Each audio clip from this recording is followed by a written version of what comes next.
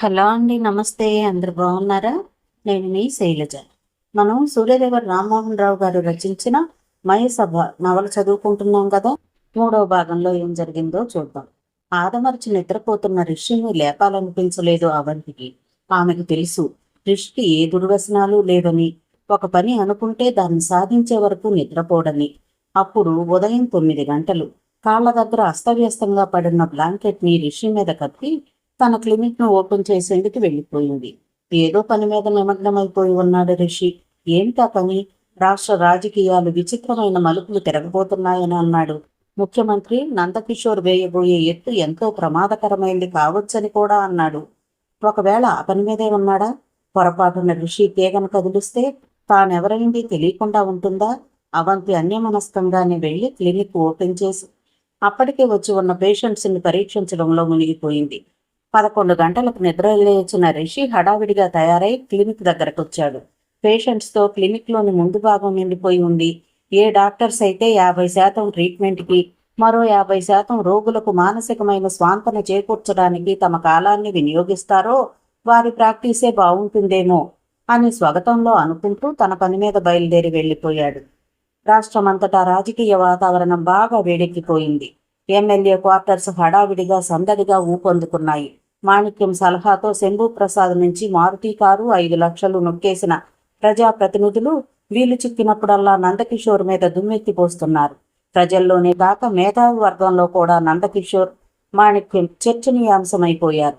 ఎవరు ఉంటారో ఎవరు ఊడిపోతారో, అధిష్టాన వర్గం ఎటు మొగ్గు చూపుతుందో, ఆ పైన ప్రధానమంత్రి ఏమంటారో అని రాష్ట్రంలోని వివిధ రాజకీయ పక్షాల్లో సమాలోచనలు, ఊహాగానాలు వేడెక్కిపోతున్నాయి.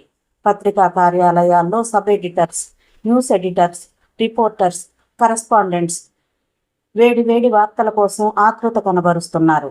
ఒక్క ఎమ్మెల్యే ఢిల్లీకి బయలుదేరినా ఊహాగానాలు మొదలవుతున్నాయి. ఉన్న మంత్రులు, కావాలనుకునే వాళ్ళు ఏం చెప్తారో అని పవర్ లాబీలోని వ్యక్తులు, అడ్మినిస్ట్రేటివ్ విభాగాల్లోని అధికారులు ఆసక్తిని కనబరుస్తున్నారు. అందుకు తగ్గట్టుగానే అధికార పీఠానికి కొమ్ము కాచే అతి ముఖ్యమైన వ్యక్తులు కొంపలంటుకుపోతున్నట్లు హైదరాబాద్కి, ఢిల్లీకి మధ్య తెగ తిరిగేస్తున్నారు. బ్లాక్ మనీ చాపల కింద నుంచి బయటకు ప్రవాహంలా రాసాగింది. ఆ పైన అది తన ప్రభావాన్ని చూపించసాగింది. క్రమంగా నందకిషోర్ శిబిరంలోని వ్యక్తులు మాణిక్యం వైపు మొగ్గు చూపటం బాహాటంగానే మొదలైంది. గోడ మీద పిల్లివాటం లాంటి అవకాశవాదులు మాణిక్యం పెరటి వైపు కాళ్ళను చాపారు. ఏదో అద్భుతం కాని అత్యంత ప్రమాదకరమైన సంఘటన జరిగితే తప్ప నందకిషోర్ తన పదవిని నిలుపుకోలేడని రాజకీయ పండితులు తేల్చిపడేశారు. చిన్న వార్త గుప్పుమంటే చాలు, దానికి 1,00,000 చెలవలు, కోటి వలువలు. గ్రేప్ వైన్ కమ్యూనికేషన్స్ అణువంత వార్త అణుబాంబంత వార్తగా మారిపోతోంది. సరిగ్గా అలాంటి రాజకీయ కుంపటి రాజుకుంటున్న రోజుల్లో ఒకరోజు రాత్రి 9:30 గంటలకు రిషి అతి కష్టం మీద అలక్ నిరంజన్ని తన కస్టడీలోకి తీసుకున్నాడు. ఆ వార్త ఇంకా పేపర్స్కి ఎక్కలేదు. రిషి అలక్ నిరంజన్ ఖైరతాబాద్ పోలీస్ స్టేషన్కు తీసుకెళ్లాడు. ఆ స్టేషన్లోని అందరికీ రిషి డిఐజీ చోడప్ప గారి మనిషిని తెలుసు. అందుకే వాళ్ళు రిషికి తమ పూర్తి సహకారాన్ని అందించారు. రాత్రి 10 గంటలకు లాకప్లో అలక్ నిరంజన్ బంధింపబడి ఉంటే అతనికి ఎదురుగా రిషి నిలబడి ఉన్నాడు. ఏం జరుగుతుందో ఉన్నది ఉన్నట్లుగా చెప్పు, దాచావో దారుణమైన పరిస్థితులను ఎదుర్కొంటావు. కంఠం నిశ్శబ్దంగా ఉన్న ఆ సెల్ 4 గోడల మధ్య కంగుమంది. ఇంట్రాగేషన్ మొదలైంది. అలక్ నిరంజన్ పెదవి విప్పలేదు. చూడటానికి అమాయకంగా నోట్లో వేలు పెట్టినా కొరకలేనంత అర్భకుల్లా కనిపిస్తాడు. మామూలు మంత్రాలు, తంత్రాలు, గోండాగిరి అంటే తెలియని వాడిలా కనిపిస్తాడు. నీకు షాన్వాజ్కి ఉన్న సంబంధం ఎలాంటిది? రిషి తిరిగి ప్రశ్నించాడు. అమాయకంగా తనకేమీ తెలియనట్లుగా చూశాడు అలక్ నిరంజన్. రంగం సిద్ధమైంది. ఎవరు సిద్ధం చేశారు? ఎవరి కోసం? కాంట్రాక్టర్ కిల్లర్ ఎవరు? అతన్ని ఎక్కడి నుంచి రప్పిస్తున్నారు? ఎందుకు రప్పిస్తున్నారు? రిషి కంఠంలో ఒక్కింత కరుకుదనం చోటు చేసుకుంది. అలక్ నిరంజన్ నోరు విప్పలేదు. దయ్యం పట్టిన వాడిలా చూస్తూ ఉండిపోయాడు. నువ్వేం చేస్తుంటావు? రిషి సౌమ్యంగా అడిగాడు. 3SS క్లబ్లో డ్రమ్స్ వాయిస్తుంటాను. అలక్ నిరంజన్ ఏ భావం వ్యక్తపరచకుండా అన్నాడు. అసలేమీ మాట్లాడడు అనుకున్న వ్యక్తి నోటి నుంచి వివరాలు రావటం ఆరంభమైంది. అది కాక మరేం చేస్తుంటావు? ఇంకేం చేయను. డ్రమ్స్ వాయిస్తే నీకెంత వస్తుంది? సుమారు 1500. రోజుగా, నెలకా? లాకప్ బయట ఒక్కింత దూరంలో ఉన్న ఆ స్టేషన్ కానిస్టేబుల్స్ ఒక చెవినీటి పడేసి వింటున్నారు. నెలకా? ఆశ్చర్యపోయాడు రిషి. అవును అన్నాడు అలక్ నిరంజన్. బలంగా ఆరోగ్యంగా కనిపిస్తున్న రిషిని తెరపార చూస్తూ కిలోమీటర్లు అంటే ఏమిటి తెలియదు. క్యాసెట్స్ అంటే క్యాసెట్సే కిలోమీటర్లతో దూరాన్ని కొలుస్తారు. అలక్ నిరంజన్ వ్యంగ్యంగా అన్నాడా అని ఒక్క క్షణం అతని ముఖంలోకి పరీక్షగా చూశాడు రిషి. అలాంటి భావం ఏమీ కనిపించలేదు. అది నాకు తెలుసు, నువ్వు వాటిని డీకోడ్ చేయాలి. డీకోడ్ అంటే రిషిలో సహనం అంచులకు చేరింది. కుడి చేతిని స్టిఫ్గా చేసి పిడికిలి బిగించాడు. హెయిర్ చేసుకున్నారా? హెయిర్ అంటే మెరుపు వేగంతో కదిలింది రిషి కుడి చెయ్యి. ఫట్మన్న శబ్దం స్పష్టంగా వినిపించింది. రిషి కొట్టిన దెబ్బకు మరొకరైతే ప్రాణభయంతో పెనుపాత వేసి ఉండేవాళ్ళు. రౌడీయిజంలో రాటు తేలిన నిరంజన్కు ఆ దెబ్బ ఒక్కంత చురుకుమని అనిపించింది. హైర్ చేసుకోవడం అంటే తెలీదు. పాపం, నువ్వు పైకి కనిపించేంత మంచివాడివి కాదని అందరికీ తెలుసు. నెలకు 1500తో నువ్వు సర్దుకుపోతున్నావా? ఇప్పుడు నీ ఒంటి మీద ఉన్న డ్రెస్ ఖరీదు 500-600 దాకా ఉంటుంది. నీ జేబులో పర్సు ఉంది, అది పెద్ద పర్సు. బాగా డబ్బు చేతుల్లో ఆడితేనే అంతలావు పర్సు పెట్టుకుంటారు. నీ చేతికి సిటిజన్ వాచ్ ఉంది, వేళ్లకు 2 ఉంగరాలు, కాళ్లకు నైట్ షూస్. చూసే 2000 ఖరీదుంటాయి. మీ క్రిమినల్స్కున్నన్ని చావు తెలివితేటలు పోలీసులకు లేకపోవచ్చేమో కానీ దద్దమ్మలు మాత్రం కాదు. నిజం చెప్పు. ప్రతిరోజు రాత్రి 11 గంటలకు భాస్కర్ ప్యాలెస్ అశోక బయట నుండి బయటకు వస్తున్నావు. అక్కడెవరిని కలుస్తున్నావు? నీతో ఆ హోటల్లో గడుపుతున్న వ్యక్తి ఎవరు? 5 స్టార్ హోటల్కు ప్రతిరోజు లెక్కర్ టైంలో వెళ్లగల స్తోమత నీకుందా? సీనియర్ పోలీస్ ఆఫీసర్ అయిన స్టేషన్ సిఐ రిషి తెలుసుకున్న విషయాల పట్ల విస్మయపడ్డాడు. నిరంజన్ లాకప్ కటకటాల్లోంచి ఆ స్టేషన్ సిబ్బందిని గమనించాడు. కానీ పెదవి విప్పలేదు. నీకు మరో పేరుంది కదూ? రిషి తిరిగి ప్రశ్నించాడు. అతను తలూపాడు. ఏమిటది? ప్రిన్స్. నిరంజన్ నెమ్మదిగా అన్నాడు. డీ-డే ఎప్పుడు? డీ-డే ఏమిటి? Dead line day. ఎంత గొప్పగా ఏమీ తెలియనట్లు నాటకం ఆడుతున్నావు? రిషి సర్కాస్టిక్గా అన్నాడు. నాకేమీ తెలీదు. మీరేం అడుగుతున్నారో నాకు అర్థం కావడం లేదు. నిర్లక్ష్యంగా సమాధానం ఇచ్చాడు నిరంజన్. ఫట్మంటూ నిరంజన్ దవడ పేలిపోయింది. ఈసారి ఒక్కింత తూలిపడ్డాడు రిషి దెబ్బకు. వీడిలా సమాధానం ఇవ్వడు. వీడిని జాగ్రత్తగా గమనిస్తూ ఉండండి. వీడి వెనుక చాలా పెద్ద మనుషులున్నారు. బహుశా ఈ పాటికి ఈ సంగతి వాళ్ళకు తెలిసిపోయే ఉంటుంది. నేను వీడి ఇంటికి వెళ్ళి వస్తాను అని ఆ స్టేషన్ సిఐకి చెప్పి వేగంగా బయటకు వెళ్లి జీప్ ఎక్కాడు. అది మరుక్షణం ముందుకు దూకింది. సార్, చోడప్ప పిఏ ఆయనతో ఏదో చెప్పేందుకు సందేహిస్తున్నాడు. అప్పుడు సమయం రాత్రి 10 గంటలు. చోడప్ప ఇంటికి వెళ్లేందుకు సిద్ధమవుతున్న క్షణాలవి. ఎస్, చెప్పు. చోడప్ప సిగార్లోని నుసిని యాస్ట్రేలోకి వంపుతూ అన్నాడు. రిషి గోవిందరాజుల మనిషిని, అదే అలక్ నిరంజన్ని అరెస్ట్ చేశాడు. వారం రోజులుగా ఏదో అనుమానం మీద నిరంజన్నే ఫాలో అయ్యి ఏదో స్కూప్ను పసిగట్టాడు. ఇప్పుడు అలక్ నిరంజన్ ఖైరతాబాద్ పోలీస్ స్టేషన్ లాకప్లో బంధింపబడి ఉన్నాడు. ఇంట్రాగేషన్ జరుగుతోందట. పిఏ మాటలు పూర్తవుతూనే చోడప్ప చటుక్కున తలెత్తి చూశాడు. ఆయన కళ్ళల్లో ఆశ్చర్యం, ఆనందం, ఉద్వేగం. ఎంత సాహసం ఉంటే తప్ప ఏ పోలీస్ ఆఫీసర్ చేయలేని పనిది. గోవిందరాజుల మనిషిని అరెస్ట్ చేయడం అంటే కొంచెం ప్రమాదకరమైన స్టెప్ వేశాడు. పిఏ నసిగాడు. చోడప్ప మందహాసం చేశాడు. ఎవరి మనిషి అయినా ఏం భయం లేదు. మనకు నేరస్తుల కార్యకలాపాలపైనే దృష్టి ఉండాలి తప్ప వాళ్ళ చరిత్రల్లో దాగుండే ఘరానా వ్యక్తులపైన కాదు. ఇంతకీ విషయం ఏంటి? అలక్ నిరంజన్ ప్రిన్స్ గురించి మన డిపార్ట్మెంట్కి ఎన్నో అనుమానాలున్నాయి. అతను ఫిక్సర్ అనే అనుమానం మనకి ఎంతో కాలంగా ఉంది. కాంట్రాక్ట్ క్రైమ్స్ ని అరేంజ్ చేస్తుంటాడని అనుమానం. అతనికి బొంబాయి అండర్ వరల్డ్ క్రైమ్స్ కార్యదర్శితో మంచి సంబంధాలున్నాయని చెప్పుకుంటూ ఉంటారు. అయితే ఇంతవరకు సరైన ఆధారాలు దొరకపోవడంతో మన డిపార్ట్మెంట్ అతన్నేమీ చేయలేకపోయింది. పిఏ చెప్పడం ముగించాడు. రిషి తన మనిషిని, అతను ప్రమాదకరమైన వ్యక్తుల జోలికి వెళుతున్నాడని, అది రిషికి నష్టం కలిగిస్తుందని తన మీద గౌరవంతో తన పిఏ చెబుతున్నాడని చోడప్ప గ్రహించాడు. ఆ పైన సీట్లోంచి లేచాడు. డోంట్ వర్రీ, రిషి చేస్తున్నది మంచి పని, భయపడవలసిన పని లేదు. అతను నిజంగా ఏదైనా స్కూప్ను బయట పెట్టే ప్రయత్నంలో ఉంటే మనం హర్షించాలి. షాప్లో ఉన్న పండు చెడిపోయిందనుకుంటే చెట్టు నుండే డైరెక్ట్గా కోసుకోవాలి. ఈ మధ్యనే రిషి డిపార్ట్మెంట్లో చేరాడు కదా, ఇంకా చెడిపోలేదు. అందుకే తన వృత్తి ధర్మాన్ని నిర్భయంగా, నిస్సంకోచంగా నెరవేర్చబోతున్నాడు. ఆ తెగువ, ధైర్యం లేకే కేసుల్ని పరిష్కరించలేకపోతున్నారు మన అధికారులు. కానివ్వు, ఏమైతే అదే అవుతుంది. ఆ పైన నేను ఎలాగూ ఉన్నాను కదా అంటూ చోడప్ప బయటకు వెళ్లి రెడీగా ఉన్న కారులో ఎక్కి కూర్చున్నాడు. ఆ మరుక్షణం కారు ముందుకు దూకింది. అలక్ నిరంజన్ ప్రిన్స్ రిషి దృష్టిలోకి ఎలా వచ్చాడు? అసలు ఎలా తెలిసాడు? Very confidential for your eyes only. Files లోనే ఉండే అలక్ నిరంజన్ ని రిషి చేయటం, శోధించడం, అనుమానించడం, ఆరా తీయటం. జాబ్ లో చేరిన మొదటి నెలలోనే తిమింగలానికి ఎరా. ఇంతకీ రిషి అనుమానం దేని గురించి, ఎవరి మీద? ఆఫీసులో పిఏతో అంత ఆసక్తి లేనట్లుగా మాట్లాడినా దానికంత ప్రాముఖ్యం ఇవ్వకపోయినా తరచి ఆలోచిస్తుంటే ఏవో పెద్ద కుంభకోణమే నిరంజన్ వెనక దాగున్నట్లుగా అనిపించసాగింది చూడప్పకి. ఎత్తిన జీప్ సికింద్రాబాద్లోని గన్రాగ్ ఎన్క్లేవ్ ఏరియాకు చేరుకుంది. జీప్ డ్రైవర్ వెనక కూర్చున్న ఖైరతాబాద్ పోలీస్ స్టేషన్ ఎస్ఐ ఆ పైన ఎటు అన్నట్లుగా చూశారు. రిషి డైరెక్షన్ ఇస్తుంటే డ్రైవర్ డ్రైవ్ చేశాడు. 2 నిమిషాలకు జీప్ ఓ రేకుల షెడ్ ముందు ఆగింది. రిషి ఇదే నిరంజన్ ఇల్లని చెప్పడంతో ఎస్ఐ జీప్ దిగాడు. ఇద్దరు తలుపు దగ్గరకు వెళ్లారు. నిరంజన్ని లాకప్లో పెట్టే ముందు అతని దగ్గరున్న వస్తువులన్నీ తీసి సపరేట్గా పెట్టారు. వాటిలోంచి ఇంటికి తీసుకొచ్చాడు. దాంతో ఎస్ఐ ఆ ఇంటి తలుపులను తెరిచాడు. లోపల చీకటిగా ఉంది. ఎస్ఐ చీకట్లోనే గోడల్ని తడిమి స్విచ్ చేశాడు. లైట్ వెలిగింది. వెంటనే ఖరీదైన పరికరాలు కనిపించాయి. వాటిని చూస్తూనే ఇద్దరు ఆశ్చర్యపోయారు. మామూలుగా కనిపించే ఆ ఇంటి లోపల అంత ఖరీదైన గృహోపకరణాలుంటాయని ఆ ఇద్దరూ ఊహించలేదు. Colour TV, G20 VCR, double door fridge, Godrej అల్మరాలు, ఖరీదైన సోఫా సెట్ కనిపించాయి.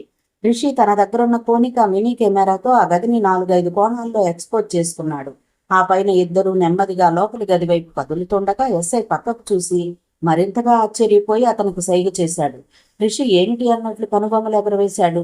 హిటాచి 2 టన్ ఏసీ మెషిన్ అన్నాడు గోడలో బిగించి ఉన్న ఏసీ మెషిన్ను చూపిస్తూ. రిషి విస్మయపడ్డాడు. ఒక మామూలు వ్యక్తికి క్లబ్లో డ్రమ్స్ వాయిస్తూ నెలకు 1500 మాత్రమే సంపాదించుకునే వ్యక్తి ఇంటికి 30-40 వేల రూపాయలు ఖరీదు చేసే ఇంపోర్టెడ్ ఏసీ మెషిన్. రిషి ఉలిక్కిపడ్డాడు. అతనిలోని అనుమానం మరింత బలపడసాగింది. మరో 4 అడుగులు వేసి ఆ గదికి వెనకనున్న గదికి మధ్యనున్న తలుపుల్ని తెరిచాడు ఎస్ఐ.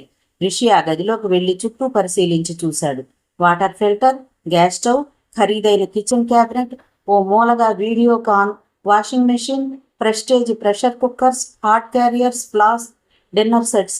రిషి మరింత వేగంగా కదిలి ఆ గదికున్న మరో తలుపును తీశాడు. అదో పెద్ద బాత్రూమ్. స్పార్ టెక్స్టైల్స్తో యూరోపియన్ కమోడ్ టైప్తో నిర్మించిన లావెటరీ. నిరంజన్ అంత రుచిగా బ్రతుకుతున్నాడని ఏమాత్రం ఊహించని రిషి విస్తుపోయాడు. ఎస్ఐకైతే మతేపోయింది. నా అనుమానం మరింత బలపడుతోంది. Come on, let's check all the things అంటూ రిషి తిరిగి మధ్య గదిలోకి వచ్చి టేబుల్ సొరుగుల్ని బీరువాల్ని వెతకనారంభించాడు. క్షణాలు నిశ్శబ్దాల్లో కరిగిపోతూ నిమిషాలైపోతున్నాయి. చిన్నది, కేవలం చిన్నదైనా ఒక్క ఆధారం దొరికితే చాలు కేసు కదిలిపోతుంది. రిషిలో ఉత్సాహం రెట్టింపయింది. ఎస్ఐ కూడా క్షుణ్ణంగా ప్రతి వస్తువుని పరిశీలించసాగాడు. న్యూఢిల్లీ, నేషనల్ డెమోక్రటిక్ పార్టీ కేంద్ర కార్యాలయం. పార్టీ అధిష్టాన వర్గ సభ్యులు డిన్నర్ తీసుకుంటూ చర్చించుకుంటున్నారు. మన పార్టీ ఆ రాష్ట్రంలో బతికి బట్టకట్టాలంటే నందకిషోర్ని పదవిలోంచి దింపక తప్పదు అని ఒకరన్నారు. నాకు అదే పరిష్కారం అనిపిస్తోంది. మరీ లంచగొండిగా అయిపోయాడు కిషోర్జీ. కొంతైనా పార్టీకి పంపించడం లేదు. ఏదో కంటి తుడుపుగా లక్షలు పంపిస్తూ కోట్లు దాచేసుకుంటున్నాడు. భవిష్యత్తులో ఎలక్షన్స్ కూడా రాబోతున్నాయి. మన పార్టీ గెలవాలంటే తప్పదు మరి అని మరొకరన్నారు. మనం నందకిషోర్జీని దించి మాణిక్యంను పదవిలోకి తీసుకురాకపోతే శంభు ప్రసాద్జీ కోపం రావచ్చు, మన పట్ల కినుక వహించవచ్చు. అలా అయితే ఆయన్ని ఎంతో అభిమానించే పిఎం కూడా ఆగ్రహం చెందవచ్చు. వీటన్నిటిని దృష్టిలో ఉంచుకుని ఆలోచిస్తే కిషోర్జీని తింపటమే క్షేమం అని ఇంకొకరన్నారు. క్రమంగా చర్చలు వేడిని పుంజుకుంటున్నాయి. కిషోర్జీని అంత తక్కువ అంచనా వేయకండి. తనని కాదంటే పార్టీని నాశనం చేసేందుకు పూనుకోవచ్చు. నిజమే, నందకిషోర్ విషసర్పం లాంటివాడు. జాగ్రత్తగా ఆ పని చేయాలి. పార్టీకి నష్టం కలగకుండా, ప్రజల్లో మనం బ్యాడ్ కాకుండా ఈ పని జరిగిపోవాలి. మొత్తానికి మెజారిటీ సభ్యులు నందకిషోర్ అభ్యర్థిత్వం పట్ల అసంతృప్తిని వ్యక్తం చేశారు. ఇక నిర్ణయం తీసుకోవాలి, అదే మిగిలి ఉంది. ఎస్ఐ నిరంజన్ ఇంటిలో ఒక బీరువాలోని లోపల అరలో కనిపించిన ఫైల్ని చూసి షాక్ తిన్నాడు. అతని మెదడు కొద్ది క్షణాలు పనిచేయడం మానేసింది. అది గమనించిన రిషి వేగంగా ఎస్ఐ దగ్గరకు వచ్చి తెరచి ఉన్న ఫైల్లోని మొదటి పేజీని, అందులో అతికించి ఉన్న మైకేల్ రాజు పేపర్ ఫోటోని చూసి ఉలిక్కిపడ్డాడు. రిషి వెంటనే ఎస్ఐ చేతిలోని ఫైల్ని తీసుకుని అందులోని మొదటి పేజీని పరిశీలనగా చూశాడు. అది నిజంగానే ప్రముఖ పారిశ్రామికవేత్త మైకేల్ రాజు ఫోటో ప్రచురింపబడిన పేపర్ కటింగ్. ఫోటో చుట్టూ ఏవో ఇంగ్లీష్ అక్షరాలు. బహుశా ఏదైనా ఇంగ్లీష్ డైలీలోంచి కట్ చేసి అతికించిందై ఉంటుంది. దాని కింద మైకేల్ రాజు ఇంటి అడ్రస్, దాని కింద మైకేల్ రాజు ఆఫీస్ అడ్రస్ రెండూ పెన్తో రాసి ఉన్నాయి. ఫోటో పైన రెడ్డింగ్ బాల్ పాయింట్ పెన్తో ఇంటూ మార్క్ పెట్టి ఉంది. దాన్ని చూస్తూనే రిషి కనుబొమ్మలు పైకి లేచాయి. వెంటనే ఆ పేజీని తిప్పాడు. దానిలో ఏవో టైమింగ్స్ వేసి ఉన్నాయి. దాని కింద ఆ పట్టిక కనిపించింది. First ambassador car 2000, second premier Padmini 1800, third tempo traveller 3000, Wilkinson 5000, Smith and Wesson 38 5000, పోల్ 45 4000, రైఫిల్ AK 47 7500, మొత్తం 28300, మొత్తం 28300. రిషి రెండో పేజీని తిరగవేశాడు. SK అనే ఆంగ్ల అక్షరాలు కనిపించాయి. కింద 50 లక్షలు అని రాసి ఉంది. కొన్ని పిస్టల్ బొమ్మలు, ఆ కింద ఒక ఓల్డ్ మెర్సిడైజ్ కారు బొమ్మ చిత్రించబడి ఉన్నాయి. చిన్న అనుమానం విషయం లోతుల్లోకి వెళుతున్న కొద్దీ పెద్దదైపోతోంది. చిన్న అనుమానం పెద్ద పెనుభూతమైపోతోంది. చిన్న పిల్ల కెమ్మెర పెను తుఫానుగా రూపాంతరం చెందబోతోన్న సమయంలో ఉండే గంభీరత, ప్రశాంతత. తీగ కదిలితే ఎందరు పెద్ద మనుషులు బయటకొస్తారో ఆ ఫైల్ని పక్కన పెట్టి రిషి SIకి సైగ చేశాడు. ఆ సంజ్ఞను అందుకున్న SI మరింత ఉత్సాహంతో ఆ ఇంటిని సెర్చ్ చేయటం ఆరంభించాడు. రిషి కూడా ఆ ఇంటిలోని ప్రతి వస్తువును కళ్లతో ఎక్స్రేలుగా చేసుకొని సోదా చేయసాగాడు. మొత్తానికి సుదీర్ఘమైన చర్చల తర్వాత నందకిషోర్ను ముఖ్యమంత్రి పదవి నుంచి తప్పించేందుకు అధిష్టాన వర్గం సిద్ధమైంది. రాష్ట్ర అసమ్మతి వర్గంలో మంత్రి పదవి రాక తీవ్ర అసంతృప్తితో ఉన్న వ్యక్తి ఎవరు? అధిష్టాన వర్గంలోని ఒక నాయకుడు అడిగాడు. పెంచలయ్య అని మరొకరు సమాధానమిచ్చారు. మిగతా వారు ఆ పేరు విని పెదవి విరిచారు. ఆయన వృద్ధుడైపోయాడు. మంచి అనుభవం ఉండవచ్చు, కానీ ఉత్సాహం లేనివాడు, ఊపు లేనివాడు. పైగా ఆయనలో గాంధీ గారి సిద్ధాంతాలపై ఒకంత గౌరవం ఉంది.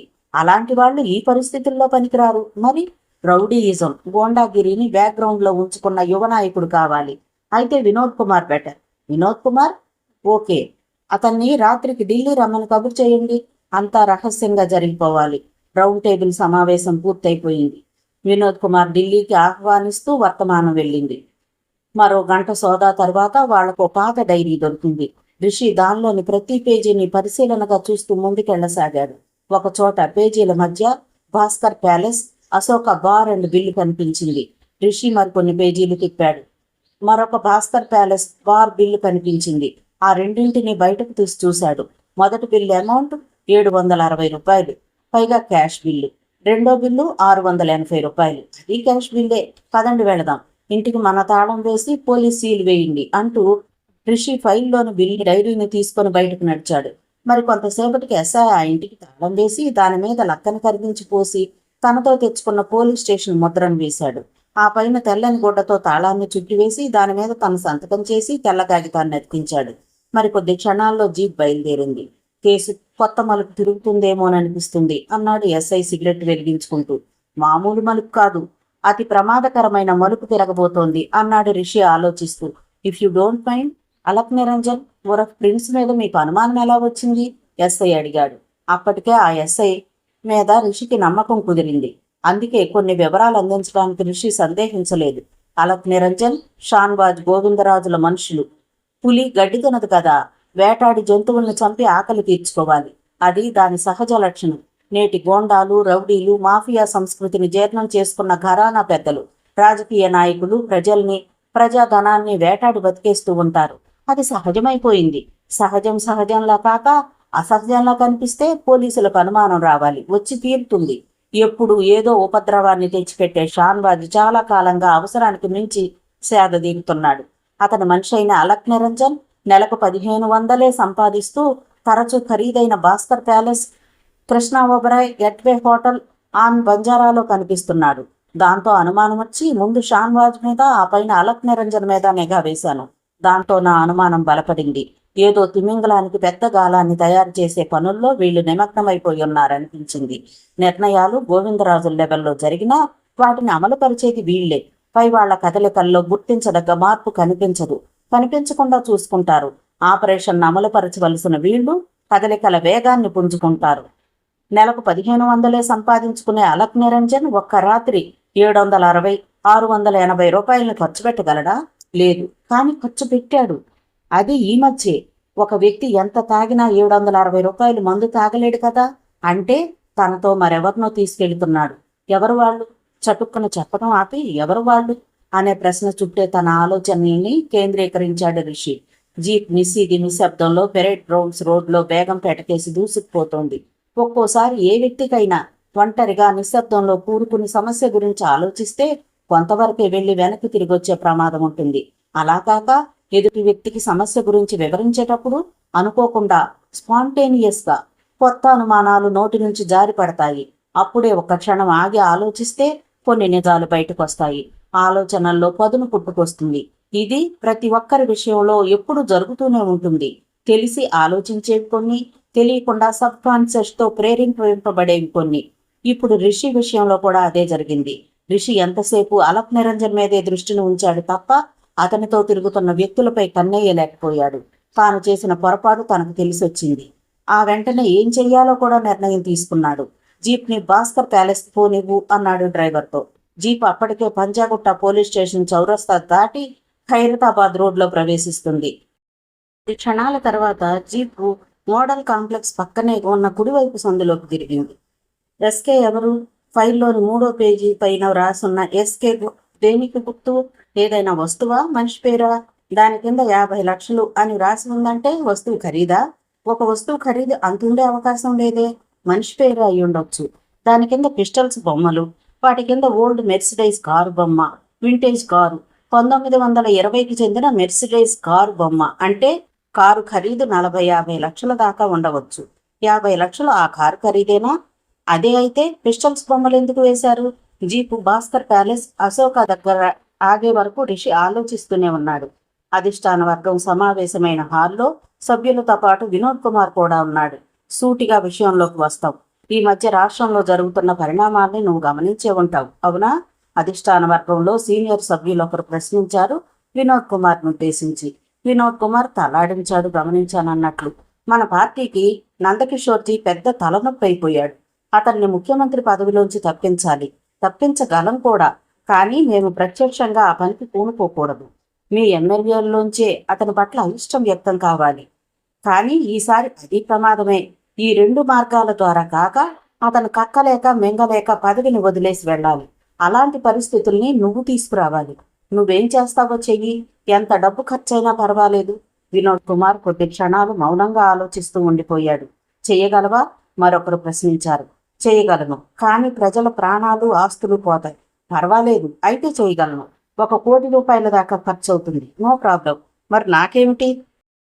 కొత్త మంత్రివర్గంలో నువ్వు క్యాబినెట్ ర్యాంక్ మినిస్టర్గా ప్రమాణ స్వీకారం చేస్తావు.